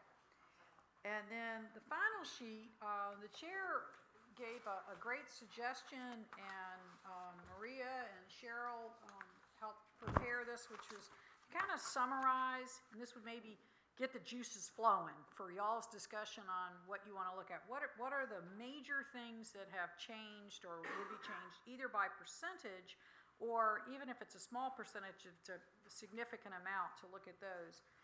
So starting with the top, the salaries and fringe, that's a 3% growth. This is looking at that we have, that 550,000 incorporates a couple of things. We had mid-year adjustments that didn't get counted yet into, they were not adopted as part of the FY23. That was in building inspections office in particular. We had a couple of upgrades. We had an employee who was promoted, and then we added in some workers required. We have people retiring and coming in and out, so none of those were accounted for in the 23, so it makes it look like an increase to 24, because this is without COLA. This is just what's happening in general.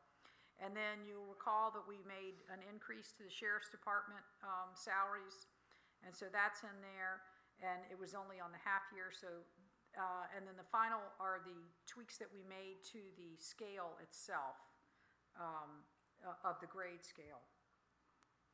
And then on a smaller amount, but it's a bigger percentage, the education supplement, which is one of the things that was brought up in the 2-on-2 meetings. I went back to the sheriff and he said, yes, he would like to see those supplements increase to be more competitive. So this means if somebody comes in with a master's degree or an associate's degree, you know, they get additional funds.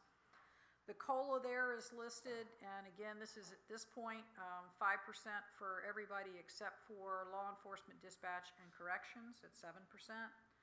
Workman's comp goes up, the more money that you pay out, you know, the percentage creates an increase, and the percentage of growth it creates, and most of that's coming from the sheriff and jail because they also have the highest workman's comp rates. Mr. Bazzani. So, thank you, Mr. Chair. Going back to the sheriff's adjustment for, so you mentioned if you get a master's degree, you automatically get a pay raise? In private industry, that would only open up opportunities for you for further salary increase. It doesn't necessarily guarantee that you get an increase just because you got a master's degree. So I think it would be good to hold that the final answer to when the sheriff speaks, because I might be wrong, but I believe it is a standard, just like it is in education. If you're a teacher and you get another degree, there's a stipend. And so if somebody goes and they get a criminal justice degree or something that's related, but I don't want to say something, incorrect. Our rates were lower than what other localities were paying for those, and again, trying to stay competitive. The health insurance, 8% for the county, 8% for employees. Separate from that, I did want to let you all know, because this goes direct from the employees to the company, but dental insurance is having a 7% increase. So employees will have both a health and a dental increase. The court services unit, this is with the Merrimack Detention Center. George attended the last meeting where nothing has changed, and we have to kind of count on this as the worst case scenario, but I really do hope that that amount either will go down at some point during the year or not be as bad next year because of allowing other localities in, and they're paying their fair share. Fuel, inflation, basically, and we do have a source that we go to for that. Fire and rescue, I feel like we've beat that to death. Talked about the increases there. Maintenance service contracts, again, most of that's just they're inflationary. The companies, charge it. Other contracted services, that's where that $100,000 is in for the comp plan. And then the page funds also in there. Transfer to the schools, that the budget has a 1.6 in there as proposed. The transfer to social services includes the 2 new positions and the COLAs. To debt service, we have that $500,000 for the first payment, and then for the radios, and then our debt has gone up because we're finally getting into paying for the ineligible school debt. So these are not the sales tax, but the ineligible. And then we aren't having the vacancy rate that we were having, and so the budget has a decrease so that our target would be to save $300,000 and not $700,000 in that line item. And then FMRR, trying to get it back up to $750 for our general purposes, and then the sheriff's vehicle and cable, which is out of a restricted account. So those are the major things that are changing in the proposed budget. And then And guys, the reason why I asked this is when we were at the joint meeting with the schools, I've asked Heather for next year when we have the meeting, when they propose their budget, to come up with the outline similar to this and have it set up so we can go right back to the page. And if we have questions about a certain thing. Since we already have our book established, Ms. Calloway hasn't been able to have the boom boom with us right here, but it gives us an idea of where we would like to start versus looking at the whole budget. So is there are you going to pull up the spreadsheet first? And we're ready to discuss, answer questions, just listen to you all, however. Any questions? What's the meaning of life?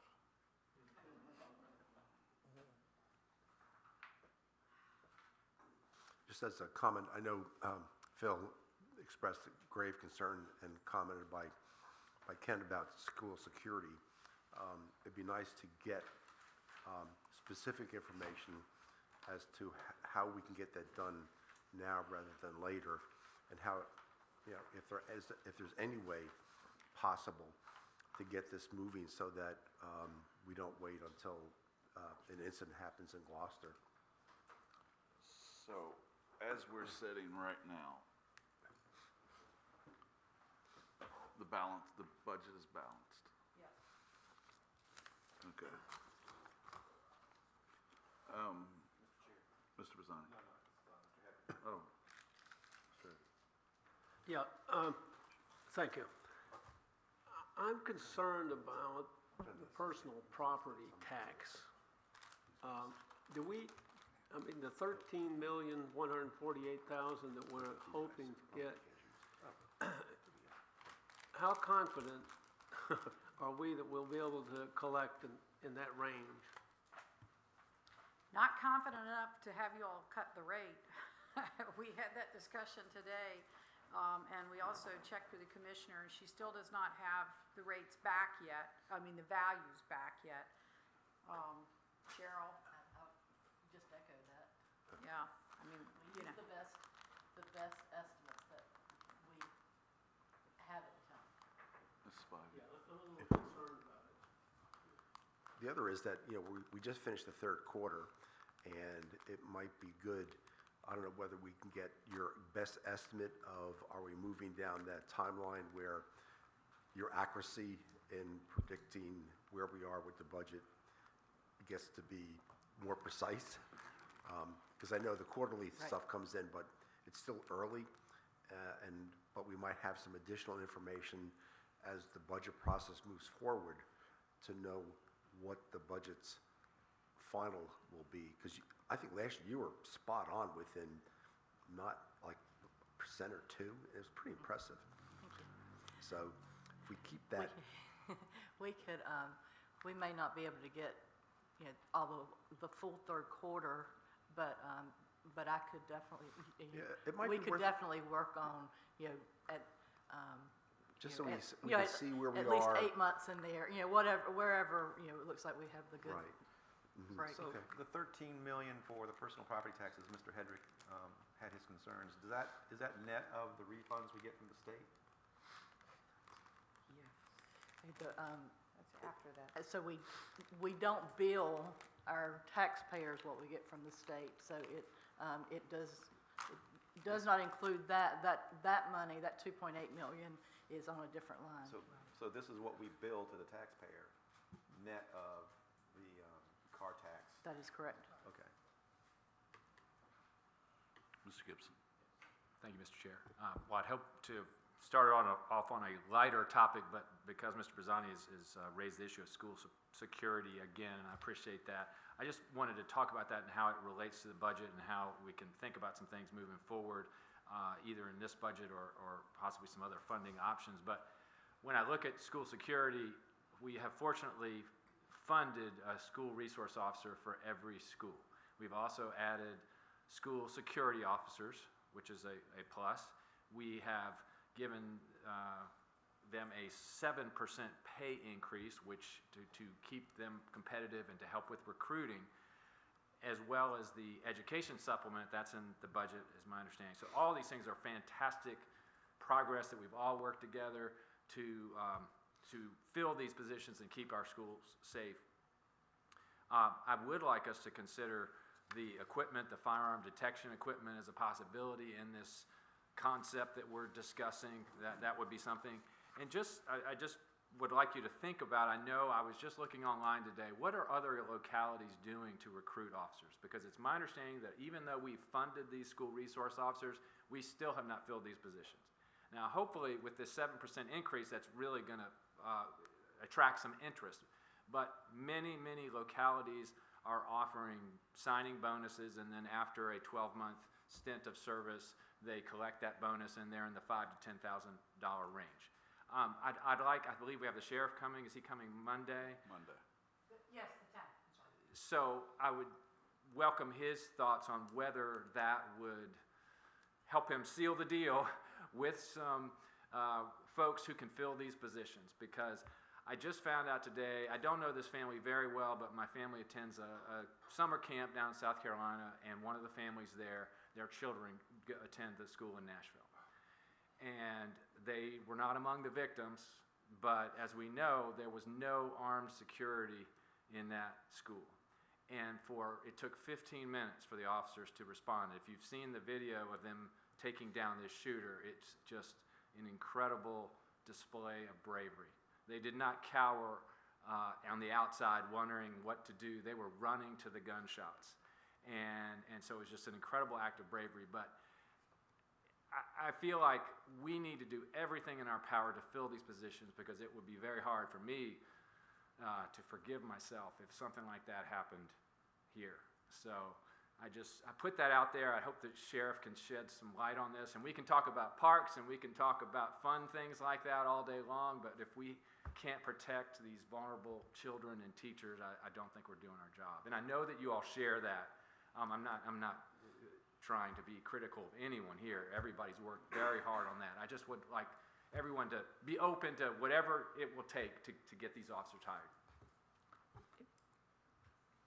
Ms. Steele first, because I think she's going to stay on top of it. I was just going to remind everybody that one of the things that's the struggle that not only Gloucester is facing in filling these SRO positions is the requirement that the people rightfully have experience in law enforcement. So you cannot just hire someone who hasn't been in law enforcement for 2.5 years. I mean, that's the requirement. There was a little bit of adjustment that they tried to make with the grant, but it didn't net any difference. I think what may happen, because I expect that the state's going to end up with a lot of money turned back in. And they're going to have to do something differently. And what they've changed some of the VRS things where they lower the amount, lessen the amount of time that you have to be out before you can go back to full duty. So you can imagine somebody who retires and then they can go back to work 6 months later, still get their Virginia retirement and still be a full-time employee. If those kind of changes come forward, everybody's going to be in better shape. But right now, it's tough getting anybody in there. Mr. Hedrick, No, that's okay. that was your chance. Anything else? Keep going. If we look at the spreadsheet, HR, you've got the 130 on there. Is that still there? And I'm struggling to look at it, so just tell Line me. 16. Blow it up.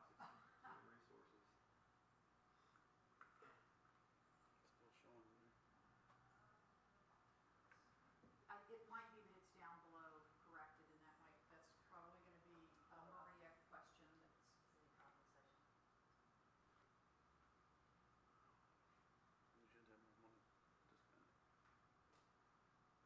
Because we have made those adjustments.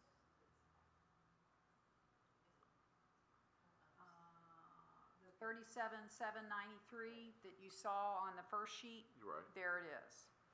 So that's the net. So we left everything else in there, but it's really not there. And the 37,793 is the net difference for all the compensation changes. Where we took out the all the compensation. the ones for like when we took out the position that's proposed for compensation and added back in the deputies that we had missed. You also, can we speak freely, Mr. Chair? Mm-hmm. Okay, so you also mentioned savings, and you mentioned before that you were down Vacancy savings. $300,000. Now it's up to, you got $600, like $600,000 in there as well. Is that number going to change, or are you going to That leave it? should be adjusted also, and this is one of the things about where we make the change afterwards. Maria, do you remember where that? Okay, so that is the transfer savings too, thank you. So we have transfer savings like from social services and also the It's up front. vacancy savings from jobs. So that's both categories in one. Not what you said, it's 300,000 earlier. What you Right, said. so it's because we already had, that line item included two things, so it's been adjusted for the vacancy savings. You can't hide in the back anymore. If you're going to answer questions, get up front.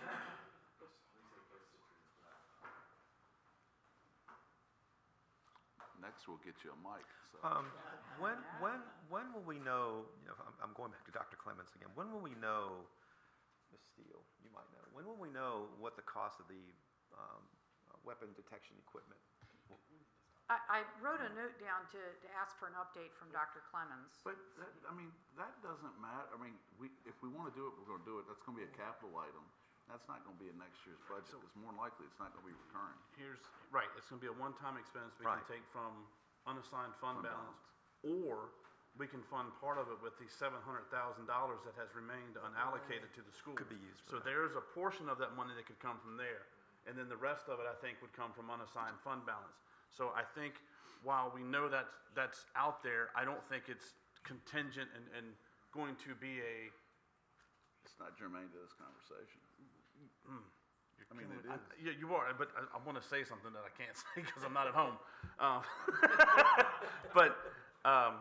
No, I think that once we get that number, we have funding sources already available for us to tackle that issue without it affecting the budget as we see it right here. Depending on the amount. Well, I think, well, true, but I don't foresee it being more than. Possible appropriation for signing bonuses could be a part of this budget. Yes. From the fund balance. absolutely. Well, yes.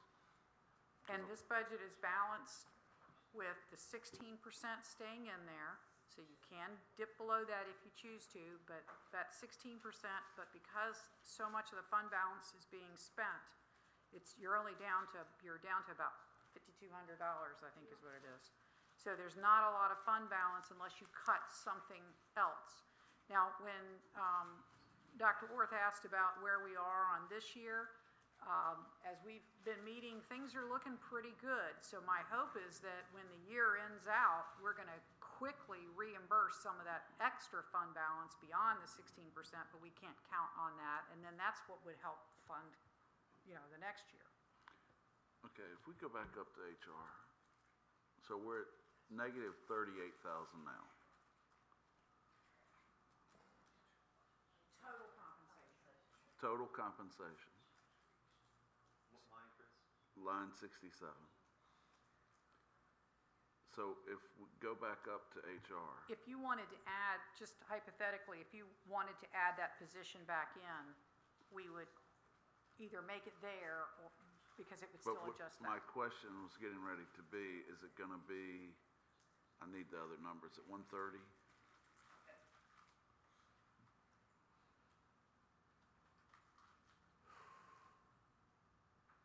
So 130, so would it be 160 because we've got a negative at the other? It would be 105, because that line item includes some other So, proposed. okay, so would it be 105 plus 37, or would it be 68? It would be a whole new 105, so that 37 would go to a minus 37 plus 105. Wherever you are, you've got the $9,000 within. Okay, so it would be the 68, 78, whatever. So you're discussing you're mentioning the market research person for HR? I'm talking about another person in HR with the market research and everything else, yes.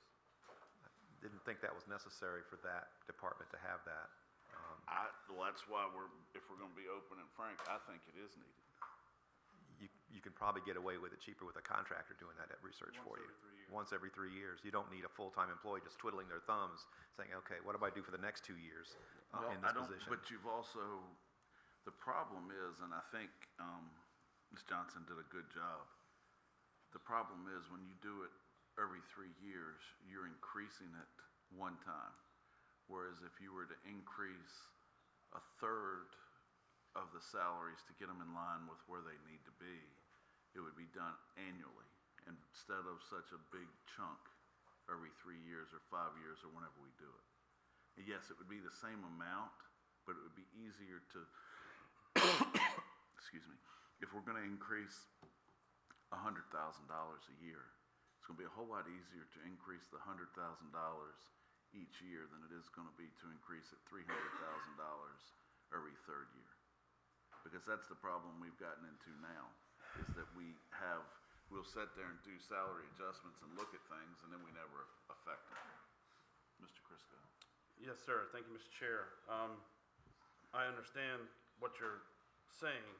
The problem is in 10 years, you've spent $1 million on a position, whereas if you do this every 3 years, you've probably done a study that's $250,000 to $300,000. Then there I have $600,000 left that I can affect some of that change. You're gonna lock us into every 10 years spending at minimum an extra $1 million for this position when I can get the study done at a third of that cost and use the money that we didn't spend on this position to fix the wage gap. But I think that I think some people are looking at it wrong. I'm not saying you are. But I think you're looking at it wrong because it's freeing up Ms. Johnson's resources to do other things. And not just the salary adjustments. She can take care of other things to free up items that HR can actually handle and we should be doing in-house.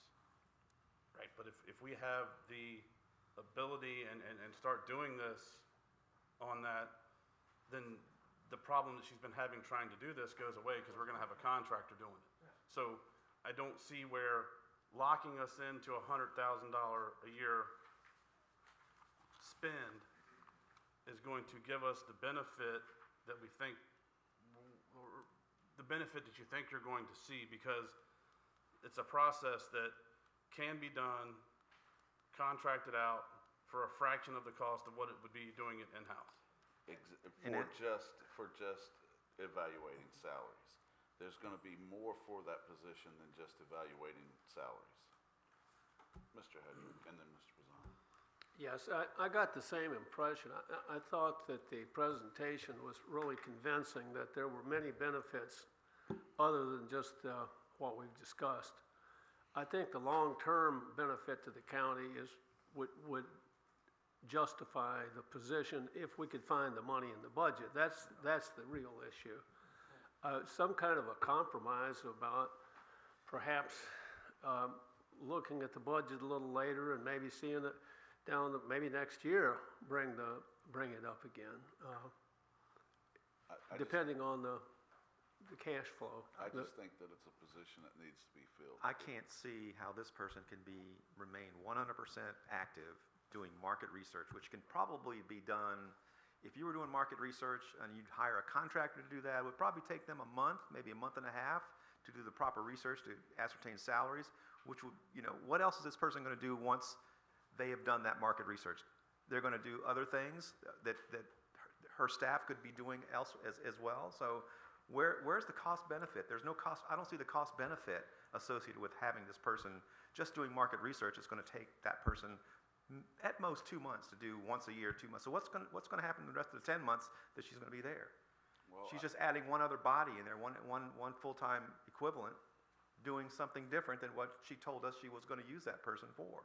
So I don't think that we need to. I don't think we need to have that. I think her main function was going to be market research. But that was.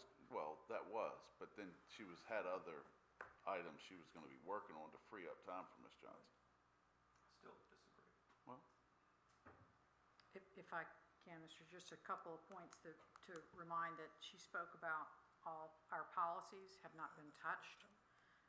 We still have people who are hand entering. We have our two largest departments have not gone on to electronic time clock. Our department is behind the times in some things, and it's because of not having enough staff hours to do all the different things that are HR related. And so the other position coming in, whether that person is assisting the director in doing some of these things, or whether that person doing things that Elaine is doing now gives her the time to do it, it would depend upon the role. And she did write a job description, and I cannot remember if that went to you all, but I would like to be able to, because we're not making, I don't think y'all may make some decisions tonight, but anyway, what I was going to say is, can I forward to you all the job description so it would be better understood what the person would be doing? And that's what I think happened was she didn't fully explain exactly. It was not just market research. It was probably more things. But she posited to us that night that it was going to be, I need some time for someone to do market research. She did not market and justify the position for other things that this person could be doing, right? So, yeah, I would like a job description to see what's that all about. Mr. Hedrick. Oh, did you raise your hand? Mr. Gibson. I hate to have her come back, but if there were ongoing questions about the role of this employee, perhaps that would help us to make a decision. But I seem to recall that updating the policies was very important, and from a legal perspective, and Mr. Wilmot can weigh in on this, it's critical to have updated policies to protect our county. and to make sure our employees know the guidelines that they must adhere to. And then I think another component she talked about was succession planning, and not necessarily that this person would be the successor, but certainly if they came in, learned the ropes, did a good job, then that would be a possibility. And also if there was an illness or an extended absence, this person could step in and lead the area. So I saw some benefits in the position, and if it would help the board make a decision, perhaps she could come back and speak to us briefly before we finalize this decision. I would concur, trying to have definitive information, because so much has been thrown at us, and now we're into the nitty-gritty. I think it might be wise to have that information in front of us with a job description that. If she can come the 10th. I totally agree with that, if she can come, because I think we missed some things. It was more than just a marketing piece, so we missed some things. So I think having the job description in front of us and us able to ask questions, I think it'd be beneficial. Well, I would to guarantee that decisions. job description will be updated to include all the things she has to do. I already for this have, one person. How long have the you job had it? description was written, Can we have it now? Can you have it with you? yeah, Send it to I us can now probably so that- forward it off of my phone, Okay. yeah.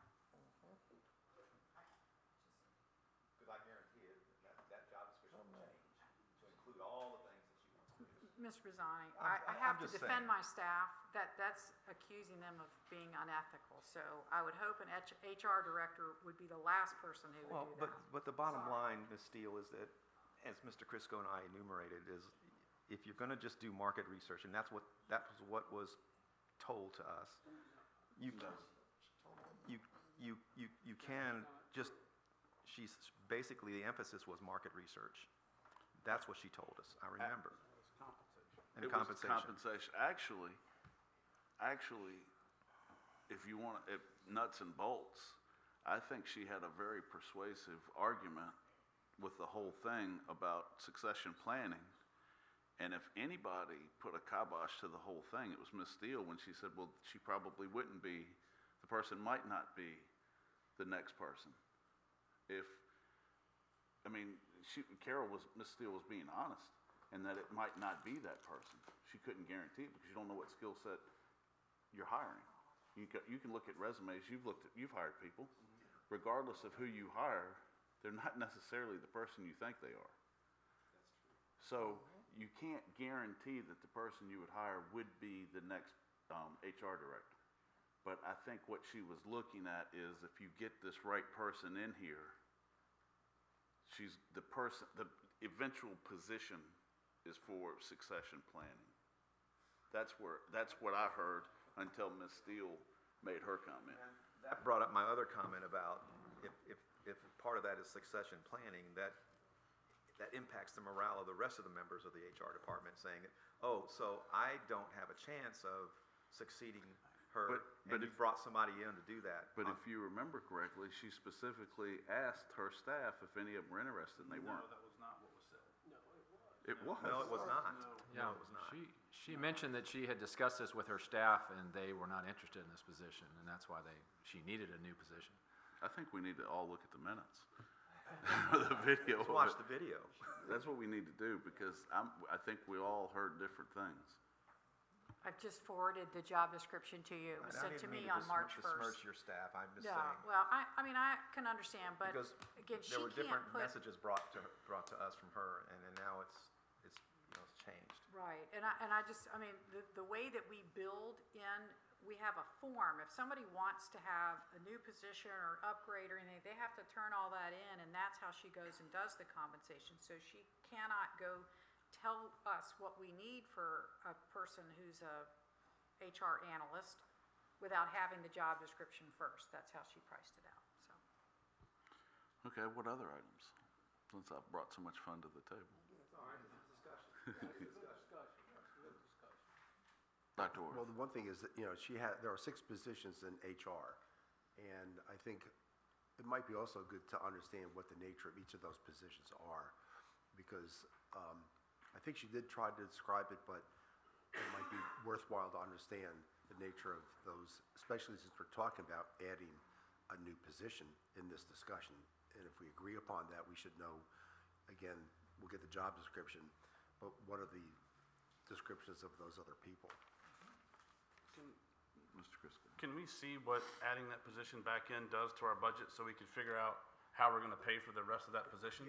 Because doing this, we're no longer in budget. No. So what are you proposing that we eliminate or change to fund I'm this? not I mean, proposing- it's all gives and takes. I mean, we have to, if you're gonna wanna put something in, you gotta be able to define it, because we're stuck at 58.3. Well, let's back up. If we can figure out what we want to put in, then we can determine what needs to come out. But we could sit there and say something else could bring out whatever the amount is to make it equal. You're absolutely right. We're stuck at 58.3. I'm good with that. But we need to figure out if we come up with, if around this table, dais, we come up with $5 million, then we need to figure out where $5 million is gonna come from. But if it only comes up with $105,000, it'd be a whole lot easier to find that than it would be to find. Right, but if we already had the majority wanting to bring her back in to discuss this, we should look at it, put it in so we can see what's going. We can put all the puts in and then try to find the takes. I don't care how we do it. I'm just saying we gotta look at we it. need to put in the puts or the take. Right now it's all put all the puts in, and then we can figure out what needs to come out. So it'll be a .585 instead of .583. Well, we can't go higher. Yeah, we can't go. We can't go Right, so 583. you're just looking at, you gotta come out 100. .002. Right. Mr. Hedrick. Is this really the time to do this? Shouldn't we take these numbers home and look at them and think about it and Well, come back and, isn't that the process? Yes, but we also need to get, as a group, look around and see are there other items that you think needs to be in, or is there something in this point that you think needs to come out? I mean, we've all had a chance to look at the spreadsheet. And I'll be honest with you, I've not had an opportunity to figure out where we can get the 105,000 from. Nor have I. But I think it's something that's important, and that's why I brought it up tonight. Mr. Gibson. Maybe I'm confused on another issue, but I thought this position was in the original budget. It was, but she took it out. That's where the Okay. negative, So then my next question, what was put in to replace that money?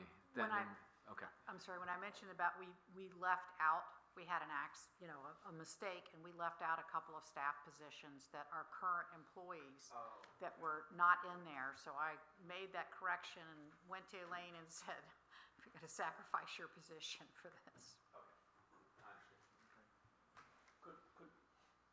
Mr. Hedrick. Could we just ask Carol to maybe get her staff to look at this and make a suggestion? It's our budget Where now. we could, okay, well, It's our budget now. What's further down? Yeah. Ms. Steele, just a quick question on, I was looking at your revenue outlook summary, and I guess I didn't look closely at the budget book, but that you have other local taxes at a 6% increase, but those other local taxes include meals, right? Meals, sales tax, lodging tax, correct? Yes, And I are have to you make being sure very- which are you- chart you're looking at, because they're, Yeah, but this was your budget summary, and I just haven't gone to the detail.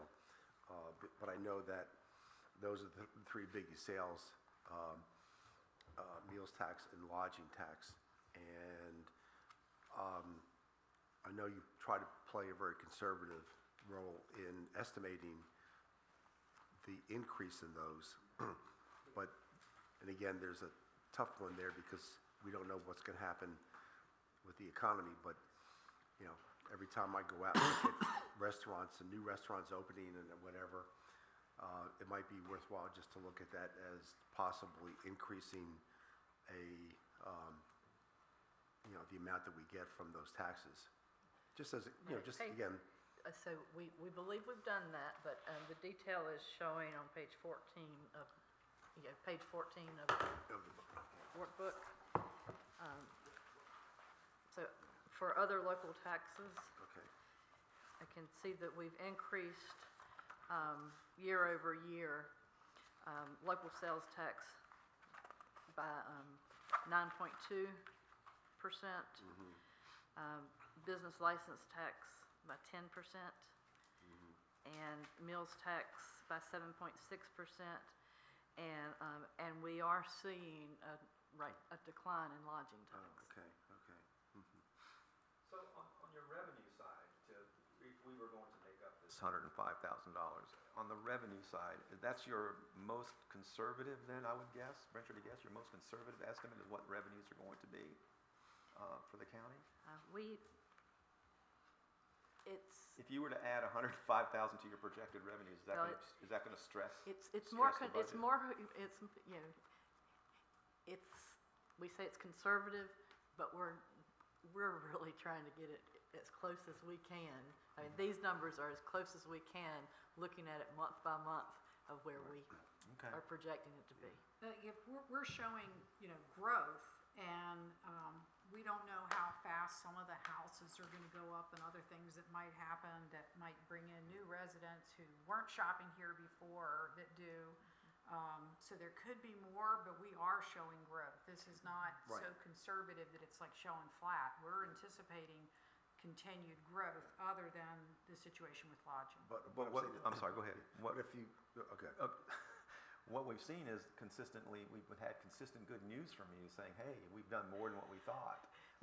Can we absorb 105,000 and say we can do well and adjust our revenues in that direction? Is that going to break the bank if we do that? My tone changed after this year because the year we're in, we budgeted much more aggressive, much closer, where our numbers are coming in, much closer. And then,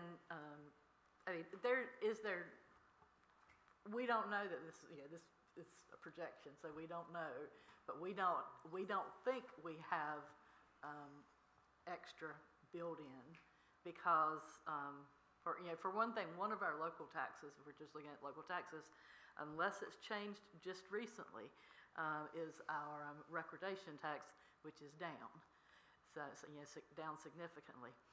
But we can always go back and look, and interest earnings is probably somewhere we could look closer. We may be able to find 105,000 in interest earnings if interest continues to increase as it has over the past few months. I'm still of the opinion that we can. Well, I appreciate that. I'm still of the opinion that we can contract out that service and still, every 3 years, and spend $70,000 to $80,000 as opposed to paying $100,000 a year, nearly $1 million over 10 years, for something that we can get for, let's say 3 times 7, $210,000 over the period of 10 years. It's just a cost-benefit analysis. That's what we have to do here, gentlemen. So that's my thought on the whole thing. Are there any other items that you would like to see expenditures in the budget changed that you've looked at?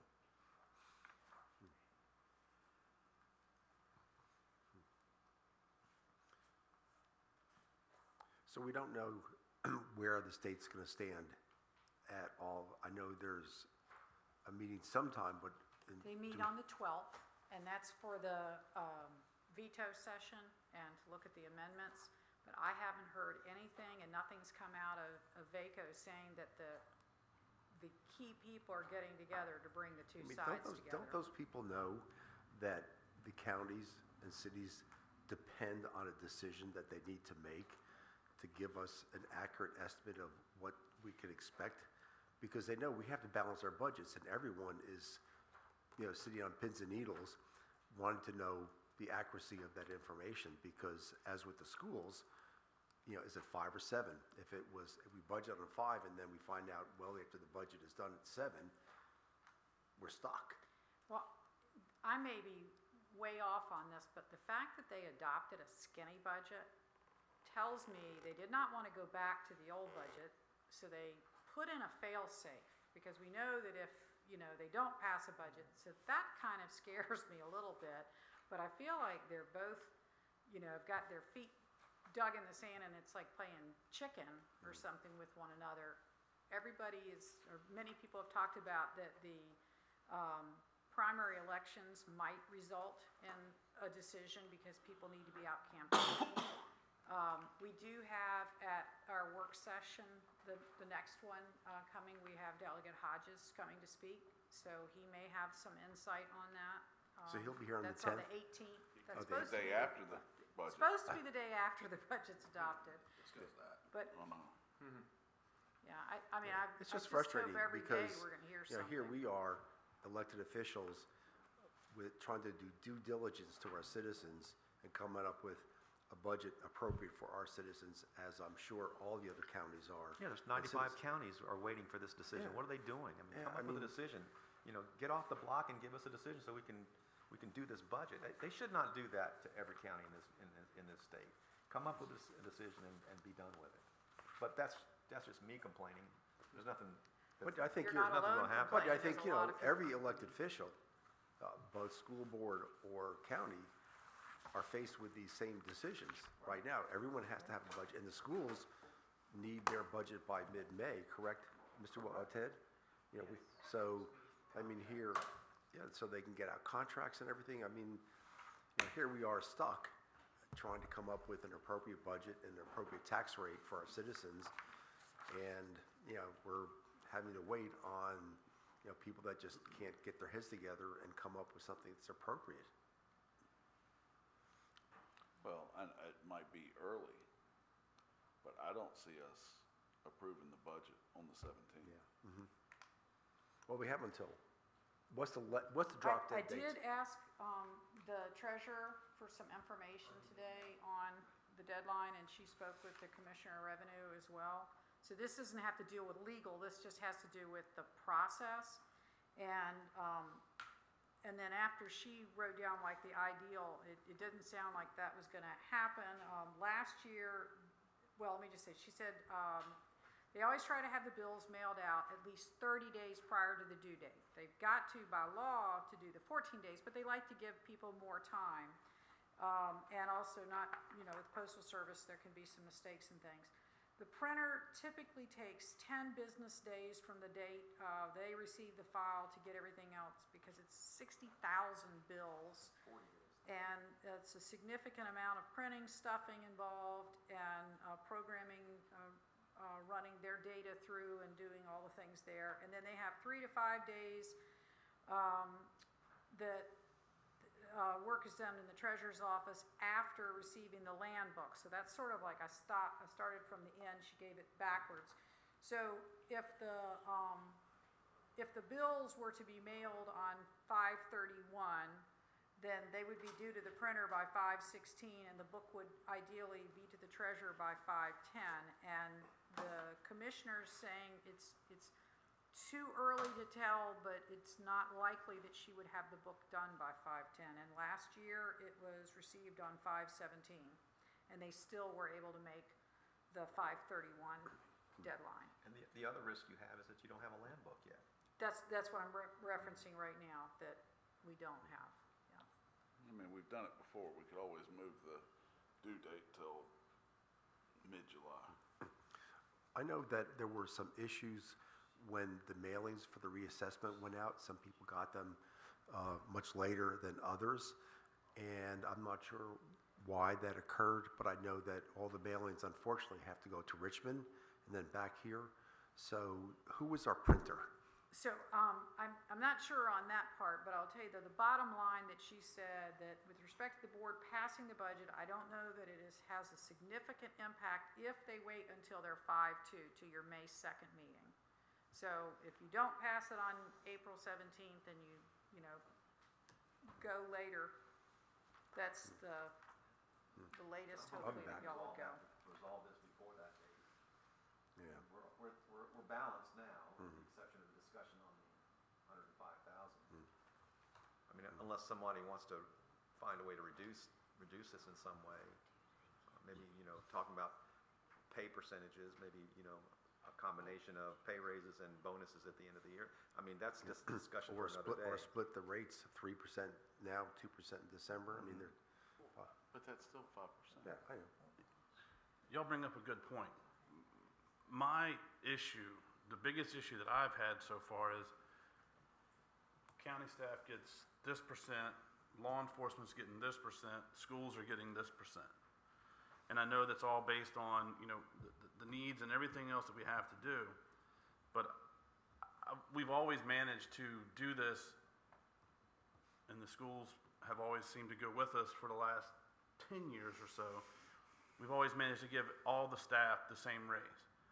And I know that we are behind and everything else, but again, we can't fix all of our problems in one budget cycle. So for me, you know, Dr. Orth brought up, we do 1% now and 1% later. Me, what I was thinking is, you know, we still have a lot of uncertainty out in the world economically that we have no control over. Me personally would like to see us look at this budget and go, yeah, while we have right now 7% for the sheriff's office, the schools built in what they expect to be about 5.6, we'll never be able to control what they do. Me personally would like to see us go to, we're gonna give the sheriff's office a 5, us a 5, we look at doing 3.5% of it guaranteed, and then the rest of it, 1.5%, would come out as a bonus if the economy stays where it's supposed to be, but then we have that cushion if all of a sudden things go completely haywire, another bank defaults, and we're trying to scramble of how do we have money, how do we get next year's budget done? The market is still kind of volatile. I know a lot of the larger companies don't give a COLA each and every year. Most companies, I would say most of the Fortune 500 companies that aren't laying people off currently, probably were hovering in about the 3 to 3.5% range for increases this year. We can't compare ourselves to private sector jobs. But that's what I would like to see is a more flat pay scale and look at either splitting half now and half later, or guaranteeing a raise and sitting on part of it to give as a bonus if we continue with this stronger economy. Because right now, what we're hearing, at least there was a discussion at the university, is that there are going to be more banks going belly up. They're not saying it yet, but there's the intel coming in saying there will be some additional banks, some of the larger banks, you know, stressed out right now. SVB Bank and then others, Credit Suisse, and then there's other banks like Chase Manhattan and the others out there are saying that there are going to be more banks, and then the government's got to bail these people out. If the government keeps spending taxpayer dollars to bail banks out, that's going to add more inflationary pressure to the economy, and that just further drives recession. So, Well, I think these discussions are good and are happening now rather than a month from now. You know, throw things out and see what we can do with the numbers. Let's look at what it would be with certain models of dealing with the salaries, either split as a portion now and a bonus, or a split, you know, 3 and 2, and just see how that comes out in terms of our money, because, you know, we can't go above 58.3. I know there might be some sentiment that drop out a little bit, but we don't know where that could come from, given how close our budget's balanced. So, you know. Can I ask, the goal for that, is there a certain amount that you're trying to reduce the budget, or I don't think, it sound like you're trying to make the 105 up. No, I'm not. My concern is we push forward with the 5 to 7 and whatever rates that every different department is getting. And here we are, it's October 1st, and we are having 2008 or worse all over again. And then all of a sudden, we're looking at 8 months from then trying to balance a budget. We have to pull the trigger on a reassessment because the housing market has tanked and everything is just going against us. I think it'd be interesting to look at to see, all right, we're going to be very conservative. Well, no, we do this with all of our numbers. And we go, we're going to do a 5% raise across the board for a county. And then we're going to, in reserve, hold, or we'll look at 3%, 3.5%, whatever it is. We're going to sit on the remainder of that 5%. If things go great and we're happy and wonderful, we give it as a bonus, and then next year it rolls over to their salary. And then we're chugging along because the economy is doing great. But if the economy tanks, everyone's still got a 3.5% raise, and then we have that cushion of that money sitting there if we're trying to find where we can find money next January, February, if the market collapses. And I hate the doom and gloom, but just to be on the safe side, because there are things that have happened in the last 2 months since we got, or the last month since we got your proposal, that was on nobody's radar. I mean, no one knew that one of the biggest banks in Silicon out west was going to belly up. They shored up another one, and then we had an international bank do the same thing. And then my fear is that if things were to get a little less strong as they are now, we could be in a whole lot dire strait next year at budget time if we haven't done something to have ourselves set up to be protected.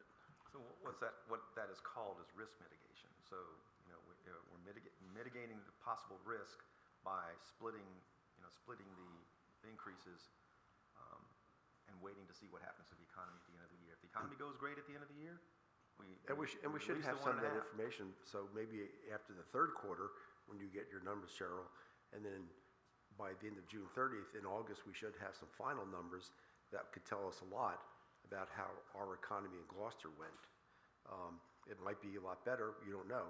Now, we know we're all still probably feeling the effects of all the input of all the federal money, but again, Gloucester's in a very interesting position, given that we know a lot of people shop and eat in Gloucester, from Matthews and Middlesex, and probably even from York County come here.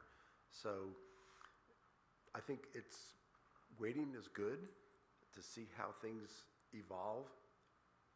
While we won't have those numbers before we have to make a final decision on our budget, we can delay on some things that would help us better understand where we would need to go in the next 6 months.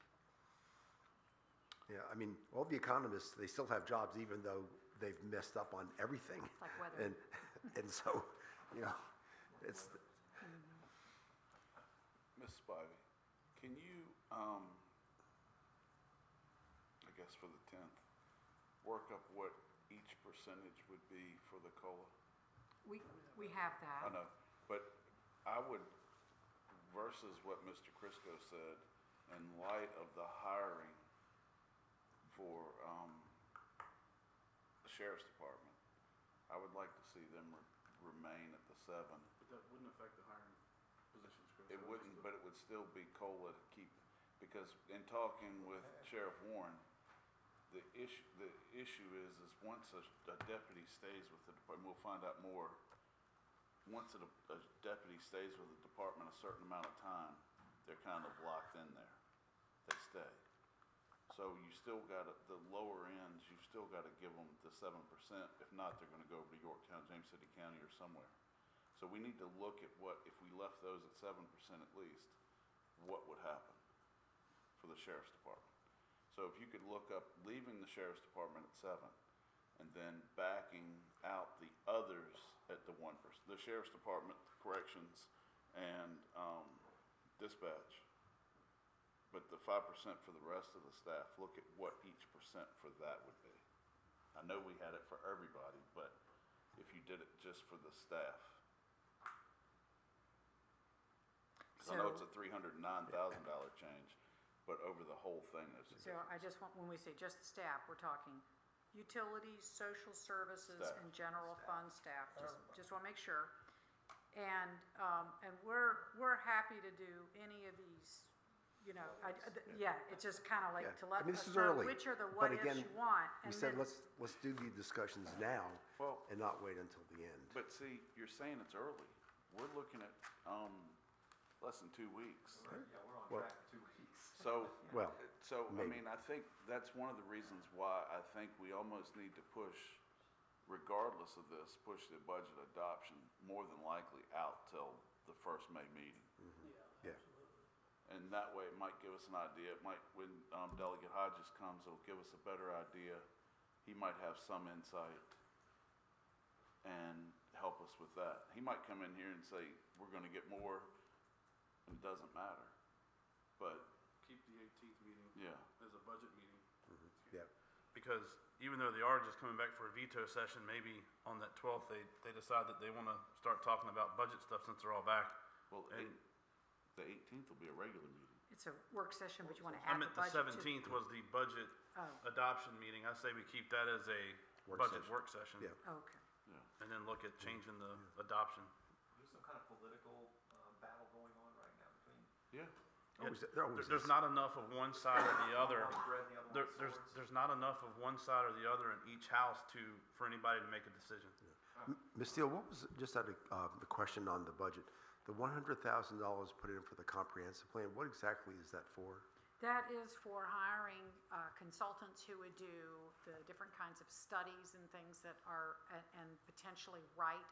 Our staff have just exhausted yeah. with the zoning, and, you know, if we're And gonna they try did to a get, yeah. you know, they asked for 300,000, I left 100,000 in there, and I've already mentioned this week about having a special meeting to meet with Ann to sort of figure out how would we prioritize, because there's certain parts of the comp plan that her staff can work on.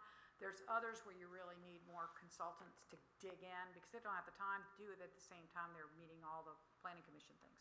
So it wasn't a specific, we're gonna, you know, do this section or that section. It was to ask and to have that, ask them where they needed the most help. And we need to finish the zoning first.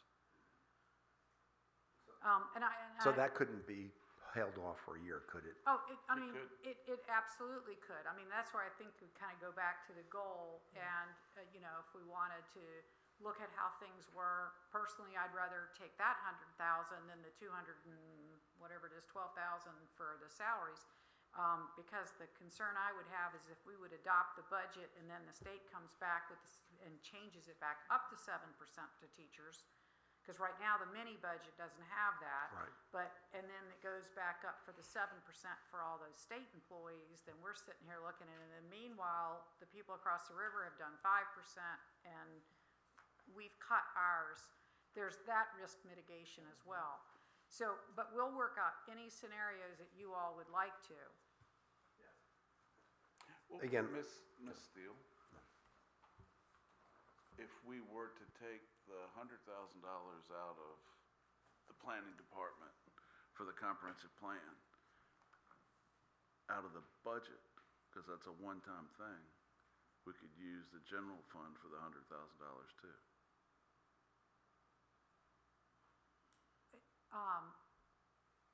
Wait a minute, I missed, you use the general fund for, you mean the fund balance? balance. Okay, yes. Unassigned fund balance.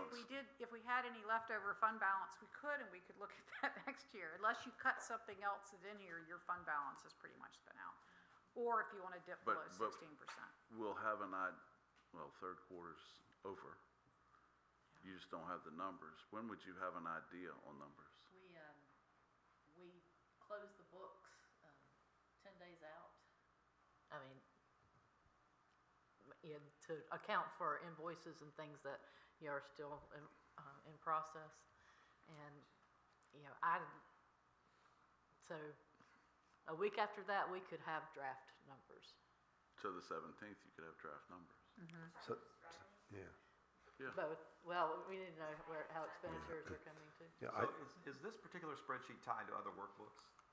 Or can you send us this and we can play with? This is the one you've been sent. We have this. So nothing's changed since the one you Well, I sent us? take it back, we did, because the other changes, the 37,000 and all those things, did that? Yeah, that is not, but that we can. Okay, so we can send you The this updated one. update. Okay. With the changes. So Chris, so should we just go ahead and make that decision to move adoption to the first week in May? Well, we can, but we could also, if you were to take out the $100,000 out of planning department, and with the intent of having Fund balance cover that. fund balance cover that $100,000, because that's a one-time deal. Yep.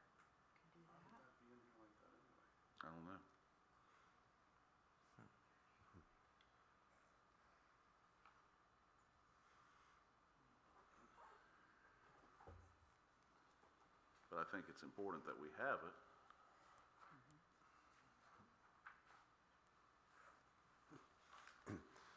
So we're off $5,000. I'd like to, I could study this. And I that's think my you're right, question. Ms. Steele, I think, given what work the people did in the zoning, that was a big job. Not just, the planning commission and your staff. That's huge. That was a significant amount of work to get to where we are today. We revised that entire ordinance. And, I mean, the comp plan has been in the works. I think For since decades. We've almost been on the board.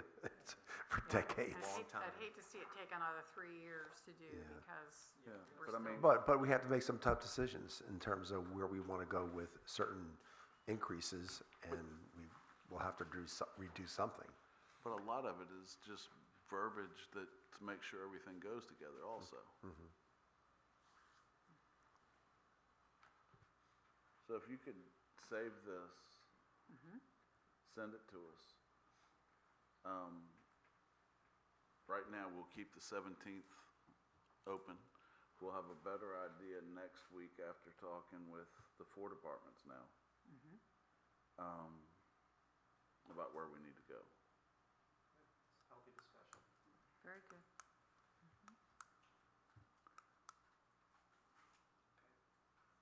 Anything else for the good of the county?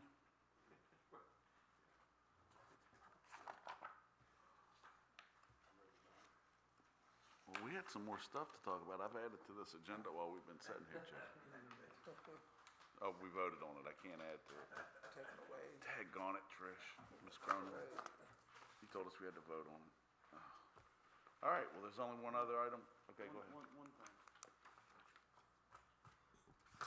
How much notice do we need to have for changing budget adoption, than being that it's currently scheduled for 17th. We can just change it. You certainly have to comply with FOIA's requirement that you advertise your meetings at least 3 days in advance if that time is available. But I don't think you need to specify by law, you don't need to specify by law the precise date you're going to adopt your budget. Because we've already advertised the rates. You've had your public hearings, you could adopt your budget tonight if you wanted to. That's not gonna happen, but you could.